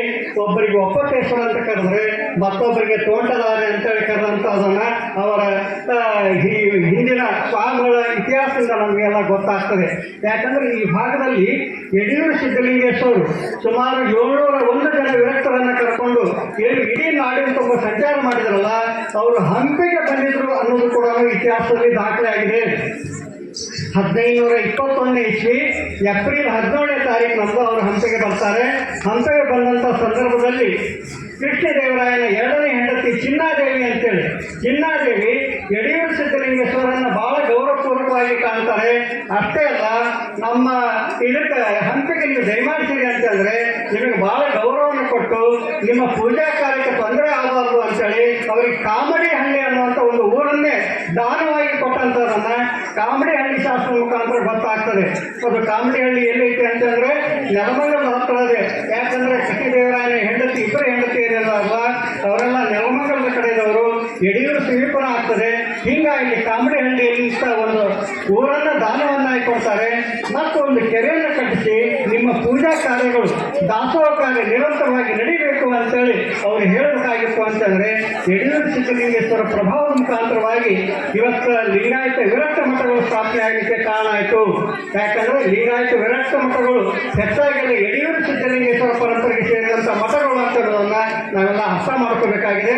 12ನೇ ಶತಮಾನದ ಬಸವಣ್ಣ, 15ನೇ ಶತಮಾನದ ಯಡಿಯೂರು ಸಿದ್ಧಲಿಂಗೇಶ್ವರು ಮತ್ತು 18, 19ನೇ ಶತಮಾನದಲ್ಲಿ ಆಗಿ ಹೋದಂಥ ಕಲಬುರಗಿ ಶರಣ ಬಸವೇಶ್ವರು, 20ನೇ ಶತಮಾನದಲ್ಲಿ ಹಾಗೇನೆ ಕುಮಾರಸ್ವಾಮಿಗಳೇನದಲ್ಲ ಇವೆಲ್ಲ ಬಸವ ಪರಂಪರೆಯ ಒಂದು ದೊಡ್ಡ ಕೊಂಡಿ ಅಂತ ಅನ್ನೋದನ್ನು ನಾವೆಲ್ಲ ಹೆಮ್ಮೆಯನ್ನು ಹೇಳ್ಕೋಬೇಕು. ಈ ಕಲಬುರಗಿ ಶರಣ ಬಸವೇಶ್ವರ ಪುರಾಣದಲ್ಲಿ ಬರಗಾಲದ ಬಗ್ಗೆ ಬಂತು.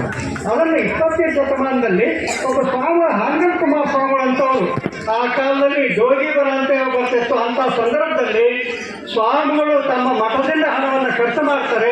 ಕೊನೆಗೆ ಹಣದ ಕೊರತೆ ಆಗ್ತದೆ.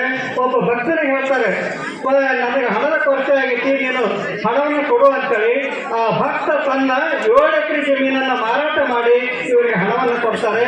ಮುಂದೆ ಬರಗಾಲ ಹೋದ ನಂತರ ಮಠದ ಆಸ್ತಿ ಚೆನ್ನಾಗಾದ ನಂತರ ಆ ಭಕ್ತರ ಮನೆಗೆ ಇವರು ಸ್ವಾಮಿಗಳು ಹೋಗಿ, ನೀ ಏನು 7 ಎಕರೆ ಜಮೀನನ್ನು ಕೊಟ್ಟಿದ್ದಾರಪ್ಪ, ನೀ 7 ಎಕರೆ ಜಮೀನನ್ನು ತೆಗೆದುಕೋ ಅಂತೇಳಿ ಅವರು ಹಣವನ್ನು ಕೊಟ್ಟಂಥ ಇತಿಹಾಸ ಹಾಂಗಲ್ ಕುಮಾರಸ್ವಾಮಿ ಮುಖಾಂತರ ನಮಗೆ ಗೊತ್ತಾಗ್ತದೆ.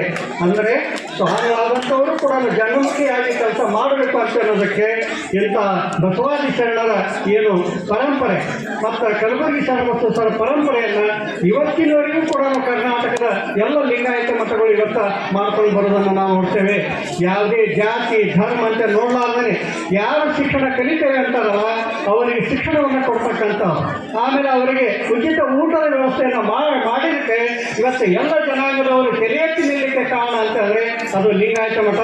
20ನೇ ಶತಮಾನದ ಶೈಕ್ಷಣಿಕ ಇತಿಹಾಸ ಅಂತಂದ್ರೆ ಅದು ಲಿಂಗಾಯತ ಮಠಗಳ ಇತಿಹಾಸ ಅನ್ನುವಷ್ಟರ ಮಟ್ಟಿಗೆ ದೊಡ್ಡ ಪ್ರಮಾಣದಲ್ಲಿ ಲಿಂಗಾಯತ ಮಠಗಳು ಮಾಡ್ತವೆ. ಸಿದ್ಧಗಂಗಾ ಸ್ವಾಮಿಗಳು ತಮ್ಮ ಪತ್ರಿಕೆಯನ್ನು ಹೊಂದಿಸ್ತಾರೆ ಪ್ರತಿ ತಿಂಗಳ. ಆ ಪತ್ರಿಕೆಯಲ್ಲಿ ನಾನು ಯಾಕೆ ದಾಸೋಹಕ್ಕೆ ಎಷ್ಟು ಗೌರವ ಕೊಡ್ತೇನೆ ಅಂತ ಅನ್ನೋದಕ್ಕೆ ಒಂದು ಲೇಖನ ಬರೀತಾರೆ. ಅವರ ಮಠದಲ್ಲಿ 10,000 ವಿದ್ಯಾರ್ಥಿಗಳು ಏನು ಊಟವನ್ನು ಮಾಡ್ತಿರ್ತಾರೆ. ಒಂದು ದಿವಸ ಇವರು ಊಟದ ಕೋಣೆ ಇರ್ತಲ್ಲ, ಹೊರಗೆ ಇವರು ಅಡ್ಡಾಡ್ತಿರ್ತಾರೆ. ಅವಾಗ ಒಬ್ಬ ಹುಡುಗ ಸುಮ್ಮನೆ ನಿಂತಿರ್ತಾನೆ. ಅವಾಗ ಇವ್ರು ಕೇಳ್ತಾರೆ, ಯಾಕಪ್ಪ ಯಾಕೆ ನಿಂತೀನಿ ಅಂತೇಳಿ. ಇಲ್ಲ, ನಮ್ಮ ತಮ್ಮ ಊಟಕ್ಕೆ ಹೋಗ್ಯಾನ್ರಿ, ಅದಕ್ಕೆ ನಾನು ನಿಂತೇನೆ ಅಂತ ಹೇಳ್ತಾರೆ. ಅಲ್ಲ, ನಿಮ್ಮ ತಮ್ಮ ಊಟಕ್ಕೆ ಹೋದ್ರೆ ಮತ್ತೆ ನೀನು ಊಟಕ್ಕೆ ಹೋಗ್ಬೇಕಾಯ್ತಲ್ಲ, ನೀ ಯಾಕೆ ನಿಂತಿದ್ಯಾ ಅಂತ ಕೇಳ್ತಾರೆ. ಇಲ್ಲ ರೀ, ನಮ್ಮ ತಮ್ಮಗ ಮತ್ತು ನನಗೆ ಒಂದೇ ತಟ್ಟೆ ಐತಿ, ಅದಕ್ಕೆ ಆ ತಟ್ಟೆ ತೊಗೊಂಡು ಆತ ಊಟಕ್ಕೆ ಹೋಗ್ಯಾನ, ಆತ ಬಂದ ನಂತರ ಅದೇ ತಟ್ಟೆ ತೆಗೆದುಕೊಂಡು ನಾನು ಊಟಕ್ಕೆ ಹೊಂಟೇನೆ ಅಂತ ಹೇಳ್ತಾರೆ. ಅವಾಗ ಅವ್ರು ಹೇಳ್ತಾರೆ, ನಾನು ದೇವರನ್ನು ಗುಡಿಯಲ್ಲಿ ನಾನು ಕಂಡಿಲ್ಲ, ನನ್ನ ಮಕ್ಕಳಲ್ಲಿ, ನಮ್ಮ ಮಠದಲ್ಲಿ ಇರ್ತಕ್ಕಂಥ ಮಕ್ಕಳಲ್ಲಿ ನಾನು ದೇವರನ್ನು ಕಂಡೇನೆ ಅಂತೇಳಿ ನಮ್ಮ ಸಿದ್ಧಗಂಗಾ ಸ್ವಾಮಿ ಹೇಳಬೇಕಾಗಿದ್ದನ್ನು ನೋಡಿದ್ರೆ, ಇವತ್ತು ಜಾತಿ ಧರ್ಮ ಭಾಷೆಗಿಂತ ಮನುಷ್ಯತ್ವ ದೊಡ್ಡದು ಅಂತೇಳಿ ಸಾರಿದಂಥವುಗಳು ಅಂತಂದ್ರೆ ಲಿಂಗಾಯತ ಮಠಗಳು. ಹೀಗಾಗಿ ಇವತ್ತು ರಾಷ್ಟ್ರಪತಿ ಪ್ರಧಾನಮಂತ್ರಿ ಅಂತವರು ಕೂಡ ಲಿಂಗಾಯತ ಮಠಗಳಿಗೆ ಗೌರವವನ್ನು ಕೊಡ್ತಾರೆ. ಇಲ್ಲೇ ಬೆಂಗಳೂರಿನಲ್ಲಿ ಏನು ರೈಲ್ವೆ ಏನೈತಲ್ಲ, ರೈಲ್ವೆಯಲ್ಲಿ ಒಬ್ಬರು ಕೆಲಸವನ್ನು ಮಾಡ್ತಿದ್ರು, ನನಗೆ ಪರಿಚಯ ಇದ್ದಂಥವ್ರು ಹೇಳ್ತಿದ್ರು. ಅಧಿಕಾರಿಗಳು ಅವರು ಜೂನ್ ತಿಂಗಳು ಬಂತು ಅಂತ ಅಂದರೆ ಸಿದ್ಧಗಂಗಾ ಮಠಕ್ಕೆ ಏನು ಟ್ರಂಕನ್ನು ಹೊತ್ತುಕೊಂಡು ಭಾಳಷ್ಟು ಜನ ವಿದ್ಯಾರ್ಥಿಗಳು ಸಿದ್ಧಗಂಗಾ ಮಠಕ್ಕೆ ಹೋಗ್ತಿರ್ತಾರೆ. ಆ ಸಂದರ್ಭದಲ್ಲಿ ರೈಲ್ವೆ ಸ್ಟೇಷನ್ ತುಂಬನ ಟ್ರಂಕನ್ನು ತುಂಬಿರ್ತಾವೆ. ಅವಾಗ ಇವರು ಆಫೀಸರ್ಗಳು ಹೇಳ್ತಾರಂತೆ, ಸಿದ್ಧಗಂಗಾ ಮಠದ ಹುಡುಗರು ರೈಲ್ವೆ ಹತ್ತು ಮಠವನ್ನು ಕೂಡ ರೈಲ್ವೆಯನ್ನು ಬಿಡಬಾರ್ದು ಅಂತ ಅನ್ನೋದನ್ನ ಕಂಡೀಷನ್ ಮಾಡ್ಯಾರ ಅಂತ ಅಂದ್ರೆ ಒಂದು ಕೇಂದ್ರ ಸರ್ಕಾರದ ಉದ್ಯಮೆ ಕರ್ನಾಟಕದ ಒಂದು ಲಿಂಗಾಯತ ಮಠಕ್ಕೆ ಗೌರವ ಕೊಡ್ತಾರೆ ಅಂತ ಅಂದ್ರೆ ಇವತ್ತು ಲಿಂಗಾಯತ ಮಠಗಳ ಮಾಡುವಂಥ ಕೆಲಸವನ್ನ ಬಹಳಷ್ಟು ಗಮನವಿಟ್ಟು ಇಡೀ ದೇಶವನ್ನು ನೋಡ್ತದೆ ಅನ್ನುವಂಥ ಮಾತನ್ನು ನಾವು ತಿಳ್ಕೋಬೇಕು. ಅದಕ್ಕೆ ಇವತ್ತು ಅನ್ನ ಅಕ್ಷರ ಬದುಕಿನ ಮೂಲಭೂತ ಅವಶ್ಯಕತೆಗಳು ಅಂತ ನಾವು ಕರಿತೇವೆ. ಅದಕ್ಕೆ ಅನ್ನ ಅಕ್ಷರಗಳನ್ನ ಎಲ್ಲರಿಗೂ ಕೊಡುವಂಥ ಕೆಲಸವನ್ನು ಮಾಡಬೇಕು. ಯಾವುದೇ ಮಠದಲ್ಲಿ ಯಾವುದೇ ಒಬ್ಬ ವ್ಯಕ್ತಿ ಬಂದರೆ ಆತನ ಪ್ರಸಾದ ತೆಗೆದುಕೋಬೇಕು ಅಂತೇಳಿ ಹೇಳಲಿಕ್ಕೆ ಹೊರತು ನಿನ್ನ ಜಾತಿ ಯಾವುದು ಅಂತ ಎಂದು ಕೇಳಲಿಕ್ಕೆ ಹೋಗಬಾರ್ದು. ಇವತ್ತು ಲಿಂಗಾಯತ ಮಠಗಳನ್ನು ಬಿಟ್ಟರೆ ಬೇರೆ ಏನು ಧರ್ಮದ ಮಠಗಳು ಏನದಾವಲ್ಲ ಇವತ್ತು ಕೂಡ ಜಾತಿ ಚೌಕಟ್ಟಿನಿಂದ ಇವತ್ತು ಹೊರಗೆ ಬಂದಿಲ್ಲ. ಆದರೆ ಲಿಂಗಾಯತ ಮಠಗಳು ಬಸವ ಪರಂಪರೆಯನ್ನು ಹೇಳ್ತಕ್ಕಂಥ ಲಿಂಗಾಯತ ಮಠಗಳು ಏನದಾವಲ್ಲ ಜಾತಿ ಧರ್ಮ ವರ್ಗರಹಿತ ಸಮಾಜವನ್ನು ಕಟ್ಟಲಿಕ್ಕೆ ಕಂಕಣಬದ್ಧರಾಗಿದ್ದಾರೆ. ಹೀಗಾಗಿ ಆ ಮಠಗಳಿಗೆ ಇವತ್ತು ಗೌರವ ಇರುವುದನ್ನು ನಾವು ನೋಡ್ತೇವೆ. ಅಂತ ಒಂದು ಪುರಾಣ ಅಂತಂದರೆ ಕಲಬುರಗಿ ಚನ್ನಬಸವೇಶ್ವರ ಪುರಾಣ. ಅಂತ ಪುರಾಣದಲ್ಲಿ ಬಹಳಷ್ಟು ವಿಷಯಗಳು ಬರ್ತವೆ. ಮಹಿಳೆಯರ ಬಗ್ಗೆ ಅಷ್ಟು ಗೌರವ ಇದ್ದಿದ್ದನ್ನು ನಾವು ನೋಡ್ತೇವೆ. ಒಬ್ಬ ಮುದುಕಿ ನನಗೆ ನನ್ನ ಮಗನಿಗೆ ಮಗ ಎಂದು ಗಂಡು ಮಗು ಬೇಕಾಗೈತಿ, ನೀ ಕೇಳಿದಂಗೆ 1,000 ರೂಪಾಯಿ ಕೊಡೋಕ್ಕಾಗೋದಿಲ್ಲ, ನಾನು 1,000 ಕುಳ್ಳುಗಳನ್ನು ಮಾಡಿ ಕೊಡ್ತೇನೆ ಮಕ್ಕಳನ್ನು ಕೊಡು ಅಂತ ಅಂದರೆ, ಆಯ್ತಮ್ಮ ದಾಸೋಹಕ್ಕೆ 1,000 ಕುಳ್ಳುಗಳು ಅವಶ್ಯ, 1,000 ಕುಳ್ಳು ಕೊಡುವಂತ ಕೇಳಿ ಅವರಿಗೆ ಗಂಡು ಮಗನ ಸಂತಾನವನ್ನು ಅವರ ಮಗನಿಗೆ ಗಂಡು ಮಗ ಸಂತಾನವನ್ನು ಕೊಟ್ಟಿದ್ದನ್ನು ಆ ಪುರಾಣದಲ್ಲಿ ಬರ್ತದೆ. ಅಂದರೆ ಬರೀ ಹಣಕ್ಕಾಗಿ ಶರಣರಾದಂಥವ್ರು ಮಾಡಲಿಲ್ಲ, ಅವರ ಭಕ್ತಿಯನ್ನು ಮೆಚ್ಚಿ ಜನರಿಗೆ ಒಂದು ರೀತಿಯಲ್ಲಿ ಒಳ್ಳೆಯ ಬೋಧನೆಯನ್ನು ಮಾಡಿದಂಥ ಶ್ರೇಯಸ್ಸು ಕಲಬುರಗಿ ಚನ್ನಬಸವೇಶ್ವರಿಗೆ ಸಲ್ತದೆ. ಅಂಥ ಪುರಾಣವನ್ನು 20 ವರ್ಷದವರೆಗೆ ನೀವು ಮಾಡಿರಿ ಅಂತಂದರೆ ಗೊಂಡಂತಾದದು ಸುಖವಡೆಗೊಂಡಂತಾದದು ಅಂತ ಅನಿಸ್ತದೆ. ಬ್ಯಾಸಿಗೆ ದಿವಸ ಬಂದಂಥ ಬ್ಯಾಸಿಗೆ ದಿವಸದಲ್ಲಿ ಬರೀ ಒಂದು ಲೋಟ ಮಜ್ಜಿಗೆ ಕುಡಿದ್ರೆ, ಒಂದು ಲೋಟ ನೀರು ಕುಡಿದ್ರೆ ಎಷ್ಟು ಸಂತೋಷ ಆಗ್ತದಲ್ಲ. ನಿಮ್ಮ ಊರಿನಲ್ಲಿ 20 ವರ್ಷವರೆಗೆ ಪುರಾಣ ಹಾಕ್ತೀರಂದರೆ ನಿಮ್ಮ ಭಕ್ತಿ ಶ್ರದ್ಧೆಗೆ ನಾವು ಎಣೆ ಇಲ್ಲ ಅಂತ ಹೇಳಬೇಕಾಗ್ತದೆ. ಯಾಕಂತಂದರೆ ಇವತ್ತು ಧಾರಾವಾಹಿ ಕಾಲ ಇದು. ಸಾಯಂಕಾಲ ಆಯಿತು ಅಂತಂದರೆ ಪುಟ್ಟಕ್ಕನ ಮಕ್ಕಳು, ಲಕ್ಷ್ಮೀ ನಿವಾಸ, ಹೀಗೆ ಬೇರೆ ಬೇರೆ ಧಾರಾವಾಹಿಗಳನ್ನು ನೋಡುವಂಥ ಮನೆಗೆ ಕುಂದಿರುವಂಥ ಸಂದರ್ಭದಾಗ ಇಷ್ಟು ಜನ ನೀವು ಸೇರಿದ್ದೀರಿ ಅಂತಂದರೆ ಭಕ್ತಿ ಎಲ್ಲೈತೆ ಅಂತಂದರೆ ನಿಮ್ಮ ಹಂಪಾಪಟ್ಟಣದಲ್ಲಿ ಐತೆ ಅನ್ನೋದನ್ನು ಹೇಳಬೇಕಾಗಿತ್ತು. ಯಾಕಂದರೆ ಈ ಊರಿನಲ್ಲಿ ನಿರಂತರ ಕಾರ್ಯಕ್ರಮ ನಡೀತದೆ. ಇದೇ ವೇದಿಕೆಯಲ್ಲಿ ನಮ್ಮ ಕೇಶವ ಪ್ರತಿ ವರ್ಷ ಜನನಿ ರತ್ನ ಪ್ರಶಸ್ತಿ ಅಂತ ರಾಜ್ಯ ಮಟ್ಟದ ಪ್ರಶಸ್ತಿಯನ್ನು ಎಲೆವರೆ ಕಾಯಂತ ಮಾಡ್ಕೊಂತ ಬಂದಿದ್ದಾರೆ. ನಮ್ಮ ಬುಡ್ಡಿ ಬಸವರಾಜವರು ಸುಮಾರು ಪ್ರತಿ ವರ್ಷವೂ ಕೂಡ ಸಾಮೂಹಿಕ ವಿವಾಹವನ್ನು ಈ ಊರಿನಲ್ಲಿ ಮಾಡ್ತಾ ಇದ್ದಾರೆ. ಅವರ ವಿಚಾರಗಳು ಎಷ್ಟು ಚೆನ್ನಾಗಿದೆ. ಎಂಥವ್ರು ಇರಬೇಕು, ಬಹುಶಃ ನಮ್ಮ ಸೊಂಡೂರಿನಲ್ಲಿ ಎಂಥವ್ರು ಇಬ್ಬರು ಇದ್ದರೆ ಸಾಕು, ನಾವು ಇಡೀ ಬಳ್ಳಾರಿ ಜಿಲ್ಲೆಯನ್ನು ಬದಲಾವಣೆ ಮಾಡಲಿಕ್ಕೆ ನಮಗೆ ಧೈರ್ಯ ಬರೋದು. ಯಾಕಂದರೆ ಇಂಥ ನಿಶ್ಚಿತವಾಗಿ ಗಂಭೀರವಾಗಿ ಮಾತಾಡುವಂಥ ವ್ಯಕ್ತಿಗಳು ನಮ್ಮಲ್ಲಿ ಇರಬೇಕು. ಯಾಕೆ ಬರೀ ಸ್ವಾಮಿಗಳನ್ನು ಹೊಗಳಿ ಹೋಗುವಂಥವ್ರು ಬೇಕಾಗಿಲ್ಲ, ಸ್ವಾಮಿಗಳು ಯಾವ ರೀತಿ ಮಾಡಬೇಕು ಅಂತೇಳಿ ದಾರಿಯನ್ನು ತೋರಿಸುವಂಥ ಕೆಲಸವನ್ನು ಇವತ್ತು ಮಾಡಬೇಕಾಗಿದೆ ಅಂತ ನಿಷ್ಠುರವಾಗಿ ಬುಡ್ಡಿ ಬಸವರಾಜು ಅವರು ಈ ಕಾರ್ಯಕ್ರಮದಲ್ಲಿ ಭಾಗವಹಿಸಿ ಭಾಳ ಚೆನ್ನಾಗಿ ಮಾತಾಡಿದ್ದಾರೆ. ನಮ್ಮ ಓಂ ಶ್ರೀ ಗುರೂಜಿಯವರ ಮಾತಂತೂ ಒಂದು ದಿವಸ ಕೇಳುವಂಥ ಸೇವೆಗೆ ನನಗೆ ಒದಗಿ ಎಷ್ಟು ಚೆನ್ನಾಗಿ ಅವರ ಮಾತುಗಾರಿಕೆ ಎಷ್ಟು ಚೆನ್ನಾಗಿದೆ, ಹೇಳುವಂಥ ಶೈಲಿ ಎಷ್ಟು ಚೆನ್ನಾಗಿದೆ. ಇಂಥ ಪೂಜ್ಯರು ಈ ವರ್ಷ ಈ ಚನ್ನಬಸವೇಶ್ವರ ಪುರಾಣ ಹೇಳುವ ಮುಖಾಂತರವಾಗಿ ನಿಮ್ಮನ್ನೆಲ್ಲ ಭಕ್ತಿಯ ಸಾಮ್ರಾಜ್ಯದಲ್ಲಿ ಅವರು ಮುಳಿಸಿದ್ದಾರೆ. ಅಂಥ ಪೂಜ್ಯರಲ್ಲಿ ಕೃತಜ್ಞತೆಯನ್ನು ತಿಳಿಪಡಿಸಿ ಈ ಕಾರ್ಯಕ್ರಮದಲ್ಲಿ ಭಾಗವಹಿಸಿದಂಥ ನಿಮಗೆಲ್ಲ ಒಳ್ಳೆಯದಾಗಲಿ ಅಂತ ಹಾರೈಸ್ತಾ ನನ್ನ 4 ಮಾತನ್ನು ಮುಗಿಸ್ತೇನೆ. ಅತ್ಯಂತ ಮೌಲ್ಯಯುತ ಹಾಗೆ ತಾಯಂದಿರಿಗೆ ಉಳಿ ತುಂಬುವ ಕಾರ್ಯಕ್ರಮ ಇರುತ್ತದೆ.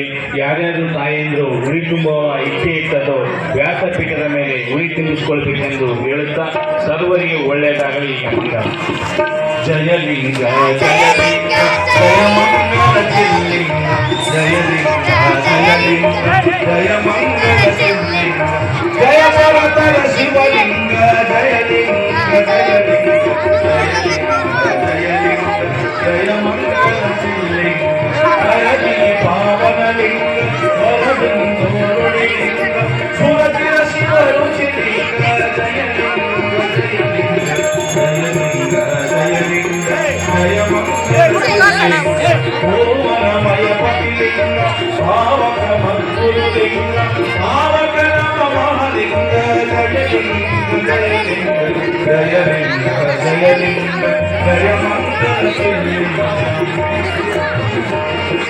ಶಿವಯೋಗಿಷ್ಠಲಿಂಗ, ಶಿವಹೃದಯ ಪ್ರಭುಲಿಂಗ, ಶಿವಯೋಗಾಲಯಲಿಂಗ, ಜಯಲಿಂಗ ಜಯಲಿಂಗ ಜಯಲಿಂಗ ಜಯಲಿಂಗ ಜಯ ಮಂಗಳ ಶಿವಲಿಂಗ, ಜಯಲಿಂಗ ಜಯಲಿಂಗ ಜಯ ಮಂಗಳ ಶಿವಲಿಂಗ, ಜಯ ಪರತರ ಶಿವಲಿಂಗ, ಜಯ ಪರತರ ಶಿವಲಿಂಗ, ಜಯಲಿಂಗ